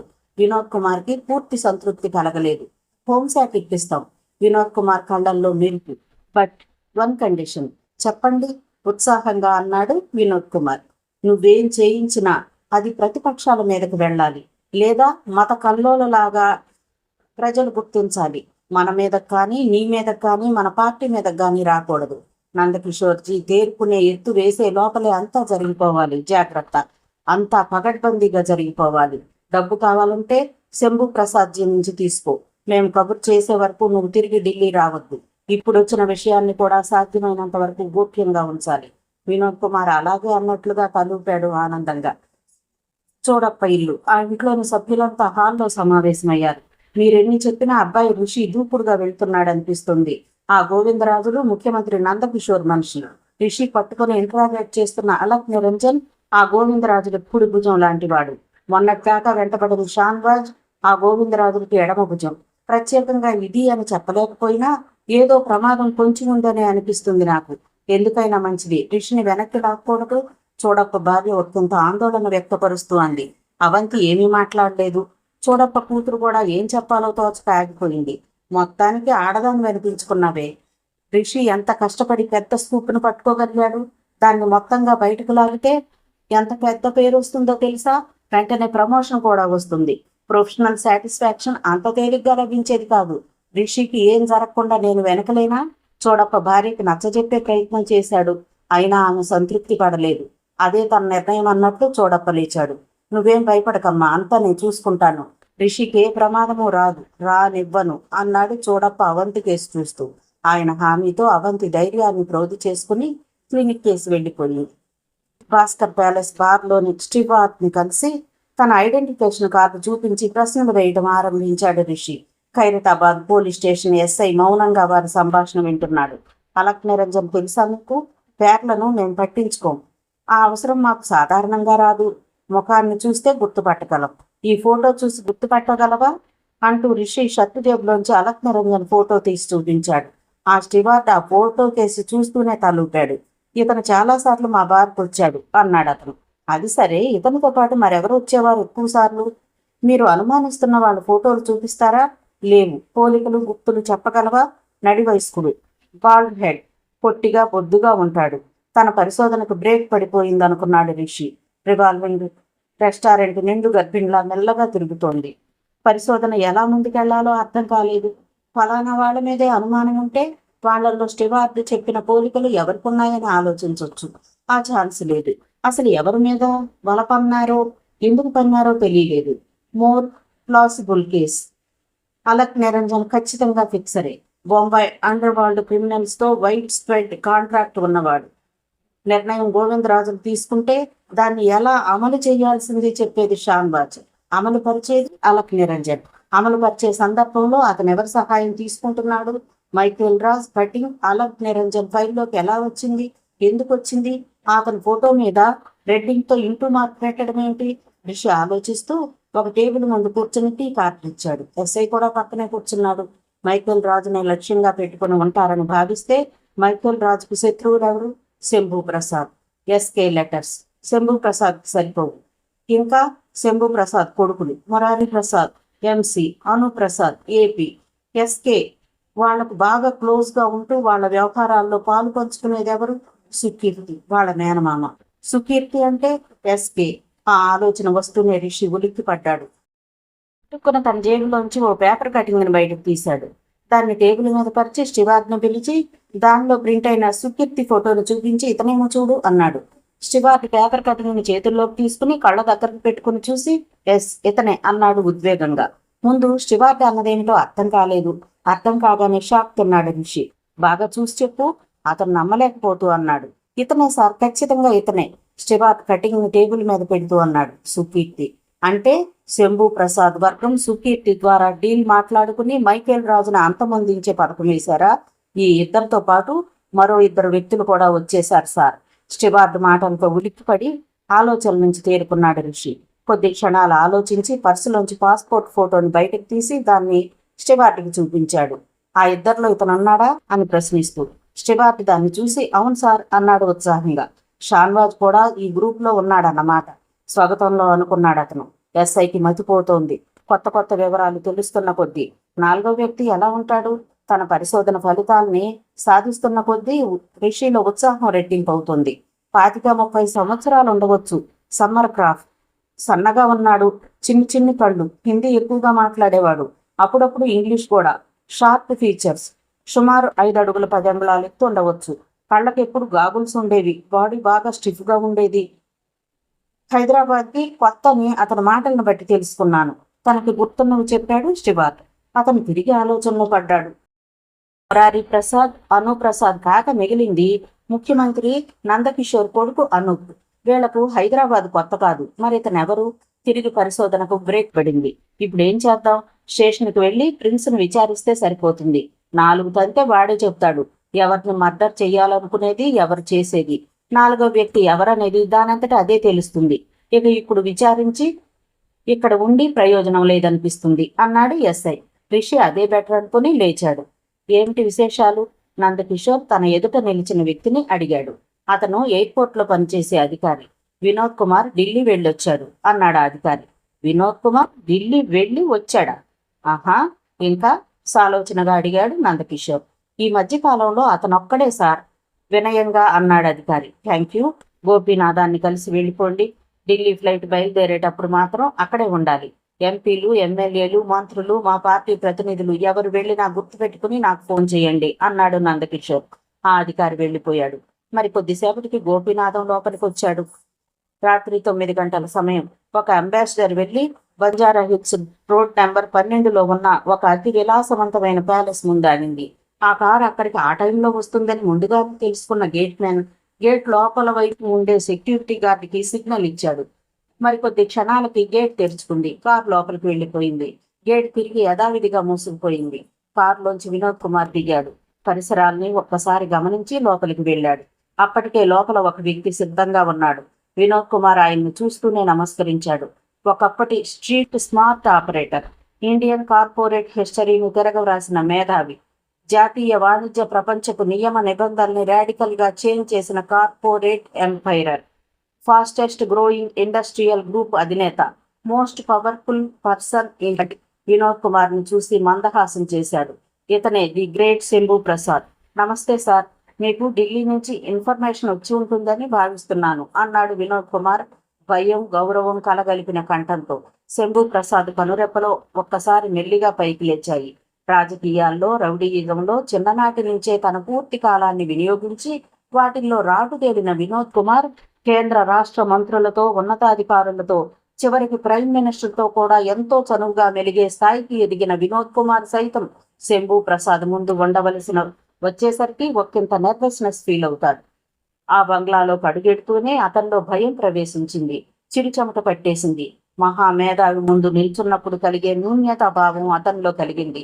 తన తెలివితేటలతో నెలకు 400 జీతం నుంచి కేవలం 2.5 దశాబ్దాల కాలంలోనే 9,000 కోట్ల ఆస్తులకు ఎదిగిన శంభు ప్రసాద్ అంటే అతని గురించి తెలుసుకున్న ప్రతి ఒక్కరి మనసులోనూ పట్ల మెగా ఇమేజ్ ఏర్పడి తీరుతుంది. అతనికి ఎదురుగా ఉండవలసి వచ్చినప్పుడు ఆఫ్టర్ ఆల్ తనెంత అనే భావం అనివార్యంగా వారి మనసుల్లోకి ప్రవేశిస్తుంది. పిఎం ఓ ప్రైమ్ మినిస్టర్ ఆఫీసులోకి సైతం అపాయింట్మెంట్ లేకుండా ధీమాగా వెళ్ళగల స్థైర్యం ఆయనకున్నాయని తెలిసినప్పుడు ఎవరైనా అలా తప్ప ఇంకెలా ఫీల్ కాగలరు? పథకాలు ఎప్పుడు ఇన్మెచ్యూర్డ్గా ఉండకూడదు. మనం కొట్టిన దెబ్బ ఆనవాళ్లు ఏ అటాప్సీలోనూ కనిపించకుండా మన శత్రువు కృంగిపోవాలి. ఎంత కావాలి? గంభీరంగా ఉంది శంభు ప్రసాద్ వాయిస్. కొంచెం తడబడిన వినోద్ కుమార్ అతి కష్టం మీద నోరు పెగల్చుకోగలిగాడు. 1. ఎక్కడి నుండి రప్పిస్తున్నావు? తిరిగి ప్రశ్నించాడు శంభు ప్రసాద్. కర్ణాటక, గుల్బర్గా. ప్రొఫెషనల్సే కదా? పక్కా ప్రొఫెషనల్స్ సార్. చేయవలసింది చేసి పాదరసంలో జారిపోవటం వారికి వెన్నతో పెట్టిన విద్య. మారణాయుధాలు, వెహికల్స్, బస అన్నీ సిద్ధం సార్. పొరపాటున పోలీసులకు దొరికితే ఎట్టి పరిస్థితుల్లోనూ నోరు తెరవడు. ఈలోపే ఇన్ఫ్లుయెన్స్ చేసి విడిపించే ఏర్పాట్లు చేశాను. శభాష్. భవిష్యత్ భారతదేశపు రాజకీయ నాయకుడికి ఉండవలసిన లక్షణాలను పుణికిపుచ్చుకున్నావు. పైకొస్తావు, ముఖ్యమంత్రి కూడా అవుతావు. రాజకీయాల్లో రాణించాలనుకునే వ్యక్తి ముందుగా నేర్చుకోవలసింది రౌడీయిజం, గోండాగిరి, హత్యలు చేయటం, చేయించటం, కుట్రలు, కుతంత్రాలు, ఎత్తుకు పై ఎత్తులు. అయితే వేటికి సాక్ష్యాలు ఉండకూడదు. ఇంతకీ ఎలా చేయించాలనుకుంటున్నావు? నిశ్శబ్దంగా ఉన్న ఆ బంగ్లాలో ప్రజల ధన మాన ప్రాణాలతో ఆటలాడుకునే హేయమైన చర్యకు ఊపిరిపోయటం ప్రారంభమైంది. వైల్ టైమ్డ్ బాంబ్ ఎక్స్ప్లోజ్ అవటానికి పూర్వరంగం సిద్ధమవుతోంది. రప్పిస్తున్న ప్రొఫెషనల్స్ నరరూప రాక్షసులు. నగరంలో ఎన్ని హత్యలు చేయగలిగితే అన్ని. 10,000 కనిపించిన వాడినల్లా నరికేస్తారు. పిల్ల, పాప, ముసలి, ముతక, స్త్రీలు ఎవరినైనా చంపి అవతల పడేస్తారు. మొదటి రోజు తెల్లవారేసరికి కనీసం 200 హత్యల్ని లక్ష్యంగా పెట్టుకున్నాం. ముఖ్యమంత్రి నందకిషోర్ తేరుకునే లోపు మరికొన్ని వందలు. నా ఆట స్థలం పాత బస్తీ. చేయించేది నేను అని, నా వెనుక ఉన్నది మన పార్టీ పెద్దలే అని బయటకు తెలియదు. నందకిషోర్కి తెలిసినా చూస్తూ చూస్తూ తన పార్టీ మూలంగా పదవిలోకి వచ్చాడో ఆ పార్టీ గురించి బ్యాడ్గా చెప్పుకోలేడు. మన అదృష్టం బాగుండి దేశవ్యాప్తంగా మత కల్లోలాలు పెచ్చిమీరిపోతున్నాయి. అడ్డం పెట్టుకోవడానికి అయోధ్య ఎలాగూ ఉంది. వారంలోపే నగరంలో శ్మశాన నిశ్శబ్దం చోటు చేసుకుంటుంది. పనిలో పనిగా పాత కక్షలున్న లోకల్ గోండాస్ తమ ప్రతీకారాన్ని తమ ప్రత్యర్థుల్ని చంపడం ద్వారా తీర్చుకుంటారు. ఎటు చూసిన హత్యలు, ఆ పైన కర్ఫ్యూలో సైతం ఎలా హత్యలు చేయవలసి ఉంది కూడా ఆలోచించే ఉంచాం. నందకిషోర్ దిగటం ఖాయం. మన క్యాండిడేట్ మాణిక్యం పదవిలోకి రావటం అంతకన్నా ఖాయం. రాగానే జరిగిన నరమేధంపై ఎంక్వైరీ కమిషన్ వేస్తారు. ఆ కమిషన్లో ఉండేది మనవాళ్లే. అనుకున్న విధంగానే కమిషన్ విచారించి రిపోర్ట్ తయారు చేస్తుంది. దాన్ని పత్రికల్లో ప్రచురించి ప్రజల్లో మభ్య పెడతాం. గొడవలు జరుగుతుండగా నైతిక బాధ్యత తీసుకుని నందకిషోర్ రాజీనామా చేయాలని ఒత్తిడి తెస్తాం. కక్కలేక మింగలేక పదవికి రాజీనామా చేస్తాడు నందకిషోర్. 1000 మంది ప్రజల్ని, ముఖ్యంగా పసిపిల్లల్ని, స్త్రీలను, వృద్ధుల్ని బలి పెడతాం. ₹1,00,00,000 ఖర్చు చేస్తాం. అంతే. కథ దానంతటా అదే మలుపు తిరుగుతుంది. డబ్బిస్తే కార్యక్రమం మొదలైపోతుంది అన్నాడు వినోద్ కుమార్ ఆనందంగా. శంభు ప్రసాద్ అంతటివాడే వినోద్ కుమార్ని చూసి ఒక్క క్షణం ఉలిక్కిపడ్డాడు. ప్రజల ఓట్లతో గెలిచి ప్రజలకు అవి చేస్తాం ఇవి చేస్తామని చెప్పేవాళ్ళు పదవుల కోసం, పదవుల్లో తమకు నచ్చిన వాళ్ళు ఉండటం కోసం ఇంతకు తెగిస్తారా? పసిపిల్లలు, స్త్రీలు, వృద్ధుల ప్రాణాలను కూడా బలి తీసుకుంటారా? ఎలా మనసొప్పుతుంది? వీళ్ళు అసలు మనుషులేనా? కాదు, మానవత్వం లేని వాళ్ళు. మనుషులు కాని వాళ్లే రాజకీయ నాయకులు అవుతారేమో. ఒకరు మండల్ కమిషనర్, మరొకరు అయోధ్య, ఇంకొకరు బోఫోర్స్. వేరొకరు విదేశీ యుద్ధ విమానాలకు ఇంధనం. ఇలాంటి వాళ్ళు హత్యలు, దోపిడీలు, ప్రధానమంత్రి అంతటి వాడు ఆయుధాలతో, అమ్మాయిలతో బ్రోకర్ పనులు చేసే ఖషోగ్గి అయితే సయోధ్య దొంగస్వాములతో సాన్నిహిత్యం. ఎంతసేపు జీతాలు, బెనిఫిట్స్, అలవెన్సులు అని అరవటమే తప్ప ఉత్పత్తి పెంచడానికి ఒళ్ళు వంచని ఉద్యోగులు. గవర్నర్ల ఆఫీసులకు వచ్చి గంట పనిచేసి మధ్యాహ్నం నుంచే ఇంటికెళ్లే మూడ్లో ప్రజల పన్నుల్ని, అభివృద్ధి కార్యక్రమాలని తొంగలో తొక్కే ప్రభుత్వోద్యోగులు. ప్రతి చిన్న పనికి లంచాలు అడిగే కరప్టెడ్ బాస్టర్డ్. ఇదా దేశం? ఈ దేశం బాగుపడుతుందా? ఎప్పటికైనా, ఎన్ని తరాలకైనా? శంభు ప్రసాద్ తల విదిలించాడు. పక్కనే ఉన్న పిఏకి సంజ్ఞ చేశాడు. పదండి సార్, డబ్బు అరేంజ్ చేస్తాను అన్నాడా పిఏ వినోద్ కుమార్ను ఉద్దేశించి. మరో 5 నిమిషాలకి ₹1,00,00,000 హార్డ్ క్యాష్ నింపుకున్న 4 కార్లు వినోద్ కుమార్ కారును ఫాలో కాసాగాయి. వినోద్ కుమార్ సీక్రెట్ గా వేరే పేరు మీద ఢిల్లీ వెళ్ళొచ్చాడు. ఆ పైన ఒక రాత్రి శంభు ప్రసాద్ను కలిశాడు. గంట తర్వాత అతన్ని 4 కార్లు ఫాలో అయ్యాయి. వాటిల్లో డ్రైవర్స్ తప్ప మరెవ్వరూ లేరు. ఆ పైన మాణిక్యాన్ని కూడా కలిశాడు. అధిష్టాన వర్గం మౌనంగా ఉంటూ చాప కింద నీరులా పనిచేసిపోతుంది. వినోద్ కుమార్ బోండా, రౌడీ, వెధవ ఎమ్మెల్యే అయ్యాడు. మంత్రి పదవి కోసం అల్లాడిపోతున్నాడు. శంభు ప్రసాద్ ప్రముఖ పారిశ్రామికవేత్త. ఏ విధంగానైనా తన సంస్థల్ని, వ్యాపారాలని పెంచుకుని దేశంలోనే కాక ఆసియాలోనే నెంబర్ 1 పారిశ్రామికవేత్త కావాలనుకుంటున్న ఓవర్ అంబిషన్ పర్సనాలిటీ. ప్రధానమంత్రికి ఇష్టుడు, అధిష్టాన వర్గానికి ఆత్మీయుడు. ఇద్దరు కలిశారు. కలిసి గంట మాట్లాడుకున్నారు. రహస్య సమాలోచనలు జరిపారు. మనకి శంభు ప్రసాద్ శత్రువు, అలాగే బచ్చా వినోద్ కుమార్, అంతేనా? నందకిషోర్ నవ్వుతూ అన్నాడు గోపీనాథాన్ని చూస్తూ. అవునంతే అన్నాడు గోపీనాథం ఆశ్చర్యపోతూ అసంకల్పితంగా. ఏమిట్రా వాళ్ళు చేసేది? ఆ వినోద్ కుమార్ గాడు ఒక రాజకీయ నాయకుడు, యూత్ ఆర్గనైజేషన్ సెక్రటరీ. వాడి బాబు ఎప్పుడో కేంద్రంలో 4 రోజులు మంత్రి పదవి వెలగబెట్టాడని వీడు నన్ను బెదిరిస్తాడా? డైరెక్ట్ గా నా ఛాంబర్లోకి వచ్చి మంత్రి పదవి ఇవ్వకపోతే ఊరుకోనని నన్ను బెదిరిస్తాడా? నా అనుభవం అంత లేదు వాడి మొత్తం జీవితం. వాడు నన్ను బెదిరించేవాడా? వాళ్ళు ఏం చెయ్యాలనుకుంటున్నారో నాకు తెలుసు. నా ఊహకు అందకుండా వేసే ఎత్తులకు వాడింకా ఎదగలేదు బచ్చాగాడు. ఈ నందకిషోర్ను కూడా బచ్చా అనుకుంటున్నాడు. ఓల్డ్ సిటీలో అల్లర్లు రేపి, హత్యలు చేయించి, నైతిక బాధ్యతకు నన్ను గురి చేసి పదవిలోంచి దింపాలనా? ఓసోస్, ఇవన్నీ నేను గోళీలు ఆడుకునే రోజుల్లోనే నేర్చుకున్నాను. రేపు రాత్రికి ఏమవుతుందో చూడు. వాడు 2 ఆకులే చదువుకున్నాడు. 1 రౌడీయిజం, 2 హత్యా రాజకీయం. నేను 100 ఆకులు చదువుకున్నాను. డీజీపీకి కబురు పెట్టు. అలాగే CBCID, crimes, police commissioner, deputy commissioner అందరూ మరో 1/2 గంటకు నా ముందుండాలి. దట్స్ ఆల్ అన్నాడు నందకిషోర్ సడన్ గా మారిపోతూ. గోపీనాథం వెంటనే సీఎం పేషీలోకి వెళ్లి ఆ ఏర్పాట్లు చూడటం మొదలుపెట్టాడు. సమయం రాత్రి 10 గంటలు. ఖైరతాబాద్ పోలీస్ స్టేషన్ నిశ్శబ్దంగా ఉంది. 2వ నెంబర్ సెల్లో అలక్ నిరంజన్, రిషి, ఎస్ఐ, మరో 2 కానిస్టేబుల్స్ ఉన్నారు. చెప్పు, నీతో పాటు వచ్చిన 3లో సుకీర్తి ఒకరు, మరొకరు షాన్వర్, 3వ వ్యక్తి ఎవరు? రిషి తిరిగి ఇంట్రాగేషన్ ప్రారంభించాడు. కానిస్టేబుల్ చేతిలో ఉన్న టేప్ రికార్డర్ అక్కడ జరిగే సంభాషణ రికార్డ్ చేయడం ప్రారంభించింది. అలక్ నిరంజన్ సమాధానం ఇవ్వలేదు. 50 లక్షలు దేనికోసం కేటాయించారు? ఓల్డ్ మెర్సిడైజ్ కారు బొమ్మ వేసింది. ఎవరిదా కారు? పిస్టల్స్ బొమ్మలు దేనికి చిత్రించావు? Ambassador, Padmini, tempo. ఈ 3 వెహికల్స్ దేనికి? Smith and vessel 38, cold 45, AK-47 rifles. ఇవి దేనికి? ఎవరి నుంచి అద్దెకి తీసుకుంటున్నారు? చెప్పు. ఇలా మొండికేస్తే వదిలేస్తామనుకుంటున్నావేమో. నీ చర్మం ఒలిచైనా నిజం చెప్పిస్తా. ఇంతవరకు నువ్వు ఇక్కడ బంధింపబడినట్లు ఎవ్వరికీ తెలియదు. నిన్నిక్కడ ఏం చేసినా అడ్డుకునేవాడే లేడు, ఆదుకునేవాడు అంతకన్నా లేడు. చెప్పు అంటూ రిషి ఓ కానిస్టేబుల్ వైపు చూశాడు.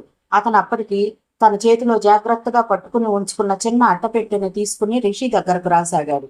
అందులో ఏముందో అర్థం కాక అలక్ నిరంజన్ ఆసక్తిగా చూస్తున్నాడు. కానిస్టేబుల్ అట్టపెట్టెతో మరింత దగ్గరగా వచ్చాడు. రిషి దాన్ని ఓపెన్ చేయమన్నట్టుగా సైట్ చేశాడు. కానిస్టేబుల్ ఒక్కంత షివరవుతూ అట్టపెట్టె మూతను తెరిచాడు. మంచి వయసులో ఉన్న గోధుమ వన్నె త్రాచు చుట్ట చుట్టుకుని ఉంది. లాకప్ రూఫ్ కి వేలాడుతున్న లైట్ కాంతిలో నెగనెగ మెరిసిపోతోంది అది. అదేమిటోనన్న ఆసక్తితో మునివేళ్లతో లేచి తొంగి చూసిన అలక్ నిరంజన్కి ప్రాణభయంతో వెన్నులోంచి చలి పుట్టుకొచ్చింది. ఒళ్లంతా క్షణాల్లో చల్లబడిపోయింది. కళ్ళల్లోకి ప్రేత కళ వచ్చింది. ఇప్పుడు చెప్పు, లాకప్ మరణాల గురించి నువ్వు వినే ఉంటావు. లక్షల్లో సంభవిస్తున్న లాకప్ మరణాల్లో నీది ఒకటవుతుంది. అయితే నీది మామూలు లాకప్ మరణం కాదు, నరక యాతన, చిత్రహింస అంటే నీకు అనుభవంలోకి వచ్చేలా చేస్తాను. చెప్పు, 4వ వ్యక్తి ఎవరు? అంటూ చేతులకు లెదర్ గ్లౌసెస్ వేసుకున్నాడు రిషి. అలక్ నిరంజన్ చెప్పాలనే తెగింపుకొచ్చేశాడు. రిషి కానిస్టేబుల్ చేతుల్లో ఉన్న అట్టపెట్టెను అందుకోబోతుండగా వినిపించింది కరీంలాలా అంటూ. రిషి ఆగిపోయాడు. ఎవరతను? ప్రొఫెషనల్ కిల్లర్, కిరాయి హంతకుడు దావూద్ ఇబ్రహీం హిట్మ్యాన్. ప్రాణ భయంతో తనకు తెలిసిన వివరాలు చెప్పేశాడు అలక్ నిరంజన్. లాకప్ లో నిశ్శబ్దం. ఒక్కసారిగా గాలి స్తంభించిందా అన్నంత నిశ్శబ్దం. గంభీరమైన నిశ్శబ్దం. వడలు జలధరించే నిశ్శబ్దం. అక్కడున్న అందరూ ఉలికిపాటుకు గురయ్యారు. నువ్వు చెప్పేది నిజమేనా? హీనమైన స్వరంతో అడిగాడు స్టేషన్ సిఐ. నిజమే. అలక్ నిరంజన్ కంఠంలో నిజాయితీ. మరీ చంపగల హిట్మ్యాన్. ఛాలెంజ్ చేసి టైం చెప్పి కూడా హత్య చేయగల ప్రొఫెషనల్ కిల్లర్. చిన్న కేసు అనుకున్నది అండర్ వరల్డ్ తో బలమైన సంబంధాలున్న కరీంలాలాతో పెద్దదైపోయింది. అప్పటి వరకు రిషి చర్యల పట్ల అంతగా ఆసక్తి లేని వాళ్ళు, వేళాకోళంగా చూసిన వాళ్ళు ఒక్కసారిగా రిషి మీద గౌరవాభిమానాల్ని పెంచేసుకున్నారు. కరీంలాలా? సాలోచనగా అన్నాడు రిషి. అలక్ నిరంజన్ తల వంచుకున్నాడు. సుకీర్తికి నీకు సంబంధం ఏంటి? ఉత్సాహంగా ప్రశ్నించాడు రిషి. రాష్ట్రాన్ని, కేంద్రాన్ని, పొలిటికల్ లాబీని, పవర్ వరల్డ్ని కుదిపివేసే, దేశవ్యాప్త సంచలనాలకి దారితీసే కేసు క్రమంగా ఖైరతాబాద్ లాంటి చిన్న పోలీస్ స్టేషన్లో ఊపిరి పోసుకుంటోంది. Substantial case. పోలీసులకు చేతి నిండా పని అప్పగించగల substantial police case sensational twist తీసుకోబోతోంది. ఒక సాధారణ యువకుడు, న్యూలీ రిక్రూట్ రిషి మీడియా ప్రపంచానికి మేత కాబోతున్నాడు.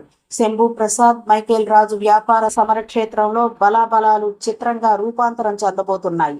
కొండలు ఢీకొనబోతున్నాయి. ఒక వ్యక్తిని చంపమని నా ద్వారా బేరం కుదుర్చుకున్నాడు అలక్ నిరంజన్ మెల్లగా అన్నాడు. ఎవరిని అని రిషి అంటుండగా Chodappa car Khairatabad police station కేసు దూసుకుసాగింది. మైకేల్ రాజు. అలక్ నిరంజన్ మాటలు పూర్తవుతూనే ఒక్కసారిగా అరిచినట్లుగా ప్రశ్నించాడు రిషి. వాట్ అంటూ. సూది పడితే వినిపించేంత నిశ్శబ్దం. రాష్ట్ర ముఖ్యమంత్రి నందకిషోర్కి ఆప్తుడైన మైకేల్ రాజుపై హత్యా ప్రయత్నాలు. కొద్ది క్షణాల పాటు అక్కడున్న ఎవ్వరూ నమ్మలేకపోయారు. అంతలో assistant commissioner of police car వచ్చి స్టేషన్ ముందాగింది. యాంగ్జైటీని ఆపుకోలేని ఆ స్టేషన్ ఎస్ఐ కమిషనర్ ఆఫీస్కి ఫోన్ చేయటం, కమిషనర్ ఆఫీసులో కలవరం రేగటం, ఏసీపీ బయలుదేరి రావటం నిమిషాల్లో జరిగిపోయింది. మైకేల్ రాజుని తిరిగి అన్నాడు అలక్ నిరంజన్. సుకీర్తి ఎవరి కోరిక మేరకే పని జరపాలనుకుంటున్నాడు తెలియదు. అందుకు ఎంత అమౌంట్ ఇస్తానన్నాడు? 50 లక్షలు. 50 లక్షలా? ఎస్, బిగ్ బిజినెస్ మ్యాన్ కదా, అందుకే అంత. నీ పాత్ర ఏమిటి అని రిషి ప్రశ్నిస్తూ ఉండగా ఏసీపీ వచ్చి లాకప్ కి ఒక్కంత దూరంలో నుంచుని ఇంట్రాగేషన్ ని ఆలకించసాగాడు. నేను ఫిక్స్ని, అంటే మిడిల్ మ్యాన్ ని, కాంట్రాక్ట్ క్రైమ్స్ ని అరేంజ్ చేస్తుంటాను. ఓల్డ్ మెర్సిడైజ్ కార్ ఎవరిది? మైకేల్ రాజ్ది. అంబాసిడర్, పద్మిని, టెంపో ట్రావెలర్ దేనికోసం? అసాసినేషన్ సందర్భంలో ఉపయోగించేందుకు. అడిగింది అడిగినట్లు అలక్ నిరంజన్ టకటకమని చెప్పడం రిషికి ఆశ్చర్యంగా అనిపించింది. స్మిత్ అండ్ వెస్సన్ కోల్డ్ AK-47 దేనికి? హత్య చేయటం కోసం. రిషి కొద్ది క్షణాలు మౌనంగా ఉండిపోయాడు. Hiring contract killer from Bombay's underworld to eliminate the sophisticated business tycoon Michael Raj. Sukirti involvement అంటే శంభు ప్రసాద్ అభిష్టమా? ప్రసాద్ ప్రైమ్ మినిస్టర్కి, మైకేల్ రాజు ముఖ్యమంత్రికి ఆప్తులు. వెరసి ఇద్దరు ఒకే పార్టీకి చెందినవారే. Central power, state power. Power లాబీలో ప్రచ్ఛన్న యుద్ధం. బ్యూరోక్రటిక్ వరల్డ్లో ముసలం. ఏసీపీ అంతటి వ్యక్తికే కాళ్లలో వణుకు, మెదడులో సవాలక్ష అనుమానాలు. తీగల్ని కదిలించనే కూడదు. కర్మకాలితో డొంకంతా కదిలిపోయినా ఘరానా వ్యక్తులు బయటకు వచ్చేస్తారు. మంచికి పోతే చెడు ఎదురు కావచ్చు. ముక్కుసూటిగా వెళితే ముఖం పచ్చడైపోతుంది. కళ్ళు మూసుకుని ఉద్యోగం చేయవలసిన రోజులు. నొప్పింపక తానువ్వక అనే ధోరణిలో వెళ్లవలసిన పరిస్థితులు. ఈ ఇన్స్పెక్టర్ ఎవరు? వీడికి ఎందుకు వచ్చిన తంట? కడుపులో చల్ల కదలకుండా ఉద్యోగం చేసుకోక ఎందుకు వచ్చిన పరిశోధన? ఏసీపీకి బీపీ వచ్చేసింది. రేపేదైనా అడిగేది తన్నే. అసలే కమిషనర్ చండశాసనుడు, జాయింట్ కమిషనర్ అంతకంటే మొండివాడు. ఉన్న గొడవలు చాలక కొత్త బాంబును పేల్చాడే అని ఏసీపీ వర్రీ అవుతుండగా చోడప్ప కారు స్టేషన్ ముందాగింది. నిజాయితీ పరులైన కొందరు పోలీసు అధికారులు నేరస్తుల బ్యాక్గ్రౌండ్ ని చూసి ప్రాణభయంతో వెనుకడుగు వెయ్యరు. కేవలం తమపై అధికారుల ఉదాసీనతను, అసహనాన్ని కల్పించే ఆటంకాలను చూసే వెనక్కి తగ్గుతూ ఉంటారు నిస్పృహతో. పెద్దవాళ్లతో మీరెందుకు? మేమే పోరాడి అలిసి మిన్నకుండిపోయాం. మీ వలన ఏమవుతుందంటూ హితబోధలు కూడా చేస్తూ ఉంటారు.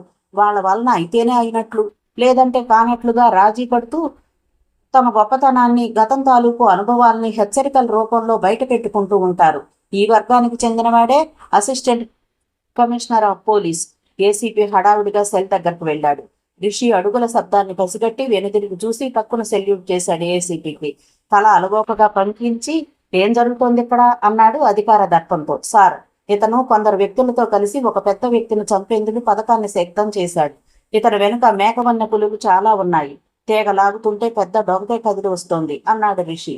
తాను చేసిన ఎఫర్ట్కి ఏసీపీ మెచ్చుకుంటాడేమోనన్న ఆనందంతో ఏసీపీ ముఖం చిట్లించుకున్నాడు. రిషి కేసి అసహనంగా చూశాడు. ఎందుకొచ్చిన గొడవిది?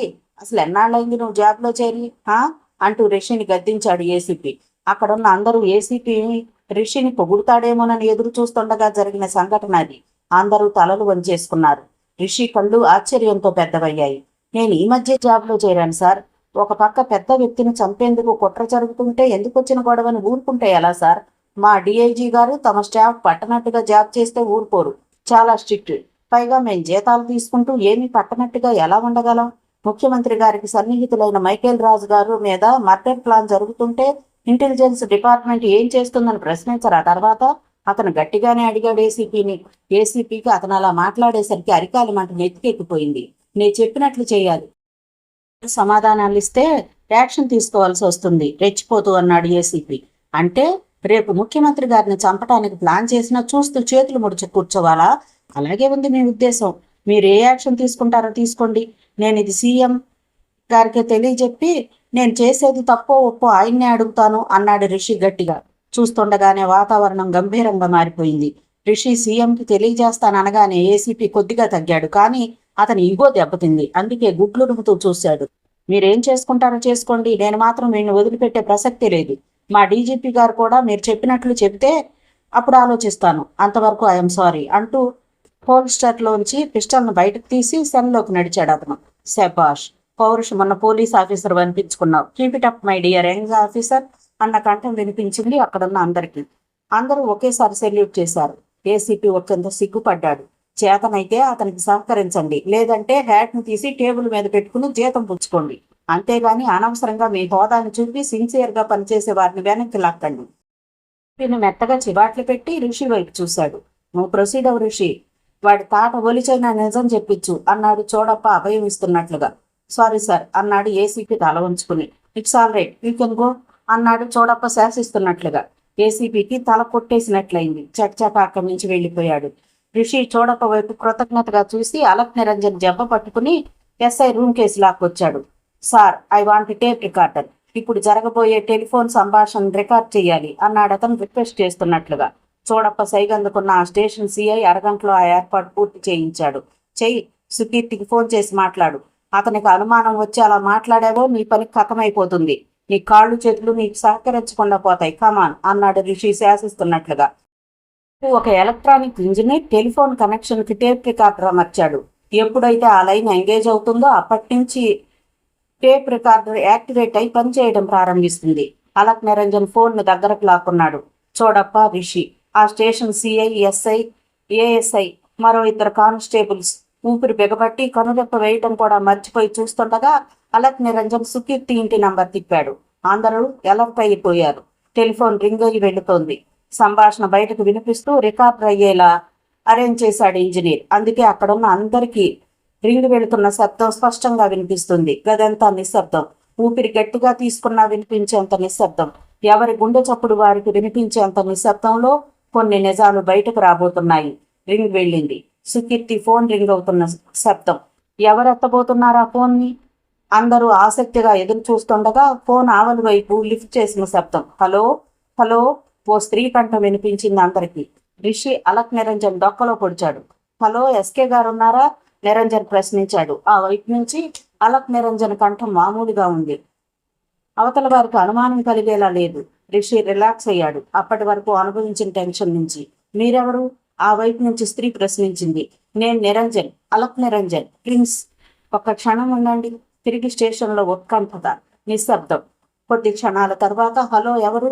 పురుషుడి కంఠం. సుకీర్తేనా అన్నట్లు రిషి ప్రశ్నించాడు కనుబొమ్మలతోనే. అవునన్నట్లుగా తలూపాడు నిరంజన్. నేను ప్రిన్స్ని. ఏమైపోయావు ఎన్నాళ్ళు? సుకీర్తి ఆ వైపు నుంచి కోపంగా ప్రశ్నించాడు. అది ఏదో పనుండి ఆ వైపు నుంచి నిరంజన్ నసిగాడు. ఫైర్ అయ్యాడు. నిరంజన్ కొద్ది క్షణాల మౌనం తర్వాత ఆ ఏర్పాట్లలోనే ఉన్నాను. ఏంటా ఏర్పాట్లు? నా యజమానులు ఏమైందంటూ నన్ను పదే పదే అడుగుతున్నారు. నువ్వేమో పని చేయకుండా అడ్వాన్స్ అంటూ వేధిస్తున్నావు. కరీంలాలా ఎక్కడా? గదిలో గాలి స్తంభించిపోయింది. అలక్ నిరంజన్ చెప్పినవన్నీ నిజాలని రుజువు చేసే టెలిఫోన్ సంభాషణ. అక్కడున్న అందరికి రిక్షి మీద గౌరవం రెట్టింపై కాసాగింది. బొంబాయి వెళ్ళాడు. కబురు చేయగానే వస్తాడు. మైకేల్ రాజు ఎక్కడ? 3 రోజుల క్రితం సింగపూర్ వెళ్ళాడు. షిట్, నువ్వు మా పని మీదే ఉన్నావా? మందు కొట్టి నిద్రపోతున్నావా? మైకేల్ రాజు సింగపూర్ వెళ్ళాడు, వచ్చాడు. వీడొకడు మాట్లాడిన ఫారెన్ వెళ్ళొస్తుంటాడు. అనకాపల్లి అమలాపురం వెళ్ళొచ్చినట్లు. మనం వెంటనే కలవాలి, నేను ఉంటాను అంటూ ఫోన్కి ఆ వైపునున్న సుకీర్తి ఫోన్ను కోపంగా డిస్కనెక్ట్ చేశాడు. అక్కడున్న అందరికీ మొదలిపోయాయి. సరిగ్గా ఇదే టైంలో సీఎం ఛాంబర్లో DGP, commissioner, joint commissioner, chief secretary, home secretary సీఎంతో సమావేశమయ్యారు. నందకిషోర్ ముఖం సీరియస్ గా ఉంది. అక్కడున్న అందరూ సీఎం ఆర్డర్స్ కోసం ఎదురు చూస్తున్నారు. నేను చెప్పేది జాగ్రత్తగా వినండి. ఏమాత్రం హెచ్చరిక కూడా లేకుండా భూకంపాన్ని శాస్త్రజ్ఞులు పసిగట్టగలుగుతున్నారు. పుట్టబోయే బిడ్డ ఆడా మగ అన్నది డాక్టర్స్ చెప్పగలుగుతున్నారు. అమెరికా డాలర్ విలువ మరి 6 నెలల తర్వాత ఎంత ఉంటుందనేది ఆర్థిక శాస్త్రవేత్తలు చెప్పగలుగుతున్నారు. ఏ డ్యామ్ లైఫ్ ఎంత అనేది ఇంజనీర్స్ సునాయాసంగా చెప్పగలుగుతున్నారు. కానీ పోలీస్ అధికారులు మాత్రం ఎప్పుడు ఏ ఉపద్రవం వచ్చి పడుతుందో చెప్పలేకపోతున్నారు. ఎంతో చదువుకుని మరెంతో ట్రైనింగ్ తీసుకుని రాజ్యాంగ పరంగా ఎన్నో అధికారాలను సొంతం చేసుకునే మీ ఐపీఎస్ ఆఫీసర్స్ ఎన్నో అనుభవాల తర్వాత చరిత్ర పుటల్ని తిరగవేసి కూడా మీరు రాబోయే ప్రమాదాన్ని పసిగట్టలేకపోతున్నారు. ఏం మిస్టర్ చంద్రశేఖర్? కమిషనర్ను ఉద్దేశించి చివరగా ప్రశ్నించాడు నందకిషోర్.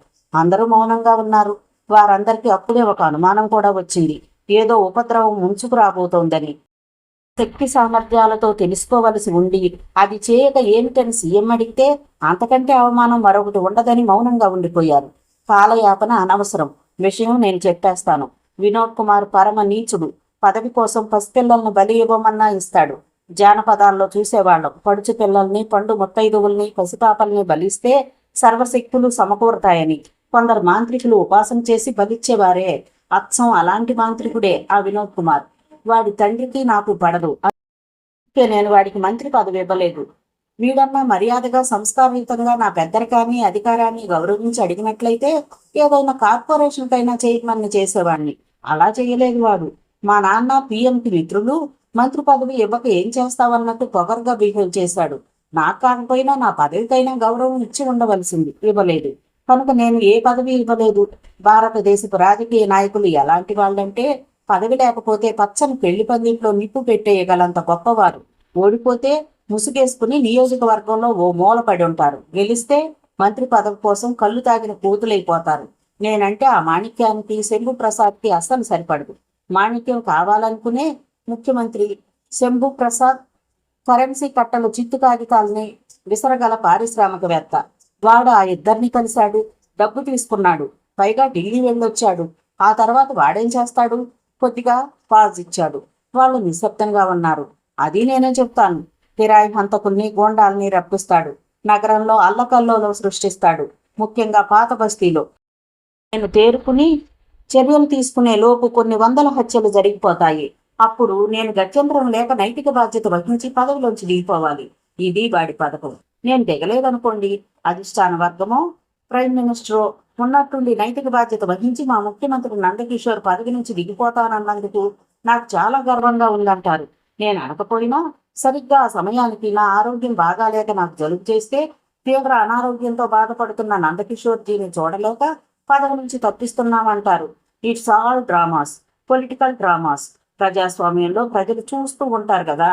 పరోక్షంగానైనా వారి అనుమానాలకు సమాధానం చెప్పాలి కదా. దీన్నే కేస్ బిల్డప్ చేయటం అంటారు. 3 నెలల పాటు అడపాదడపా కరుణానిధికి, ఎల్టీటీఈకి మధ్య సంబంధాలున్నాయని అనటం, 4వ నెలలో రాష్ట్రపతి పాలన విధించటం, 6 నెలలు అరిచి అస్సాం ముఖ్యమంత్రిని దింపటం, అరాచకం, స్వార్థం పెరిగిపోయిందని మరో ముఖ్యమంత్రిని దింపటం మన దేశంలో మామూలు అయిపోయింది. వీటిని ఏమంటారు? గోండా రాజకీయాలు, మాఫియా పొలిటికల్స్. ఇప్పుడు జరగబోయేది అదే. వినోద్ కుమార్ గోండాలను రప్పించబోతున్నాడు. వెంటనే వెళ్లి నిఘా వేసి అటాక్ చేయండి, కోట్లు దొరుకుతాయి. ఆ డబ్బుని పోలీస్ వెల్ఫేర్ అసోసియేషన్ ఫండ్ కింద జమ వేసుకోండి. మరో విషయం, మీ విషయాల్లో నేను జోక్యం చేసుకోను. నా మంత్రివర్గ సభ్యులు కూడా నా జోక్యం చేసుకున్నా మీరు కేర్ చేయనక్కర్లేదు. ఆ వినోద్ కుమార్ గారు గతంలో ఓసారి ఇలాగనే ఒక ముఖ్యమంత్రిని దింపేశాడు. ఆత్మవిశ్వాసంతో వెళ్ళి మీరు తీసుకోవలసిన చర్యలు మీరు తీసుకోండి.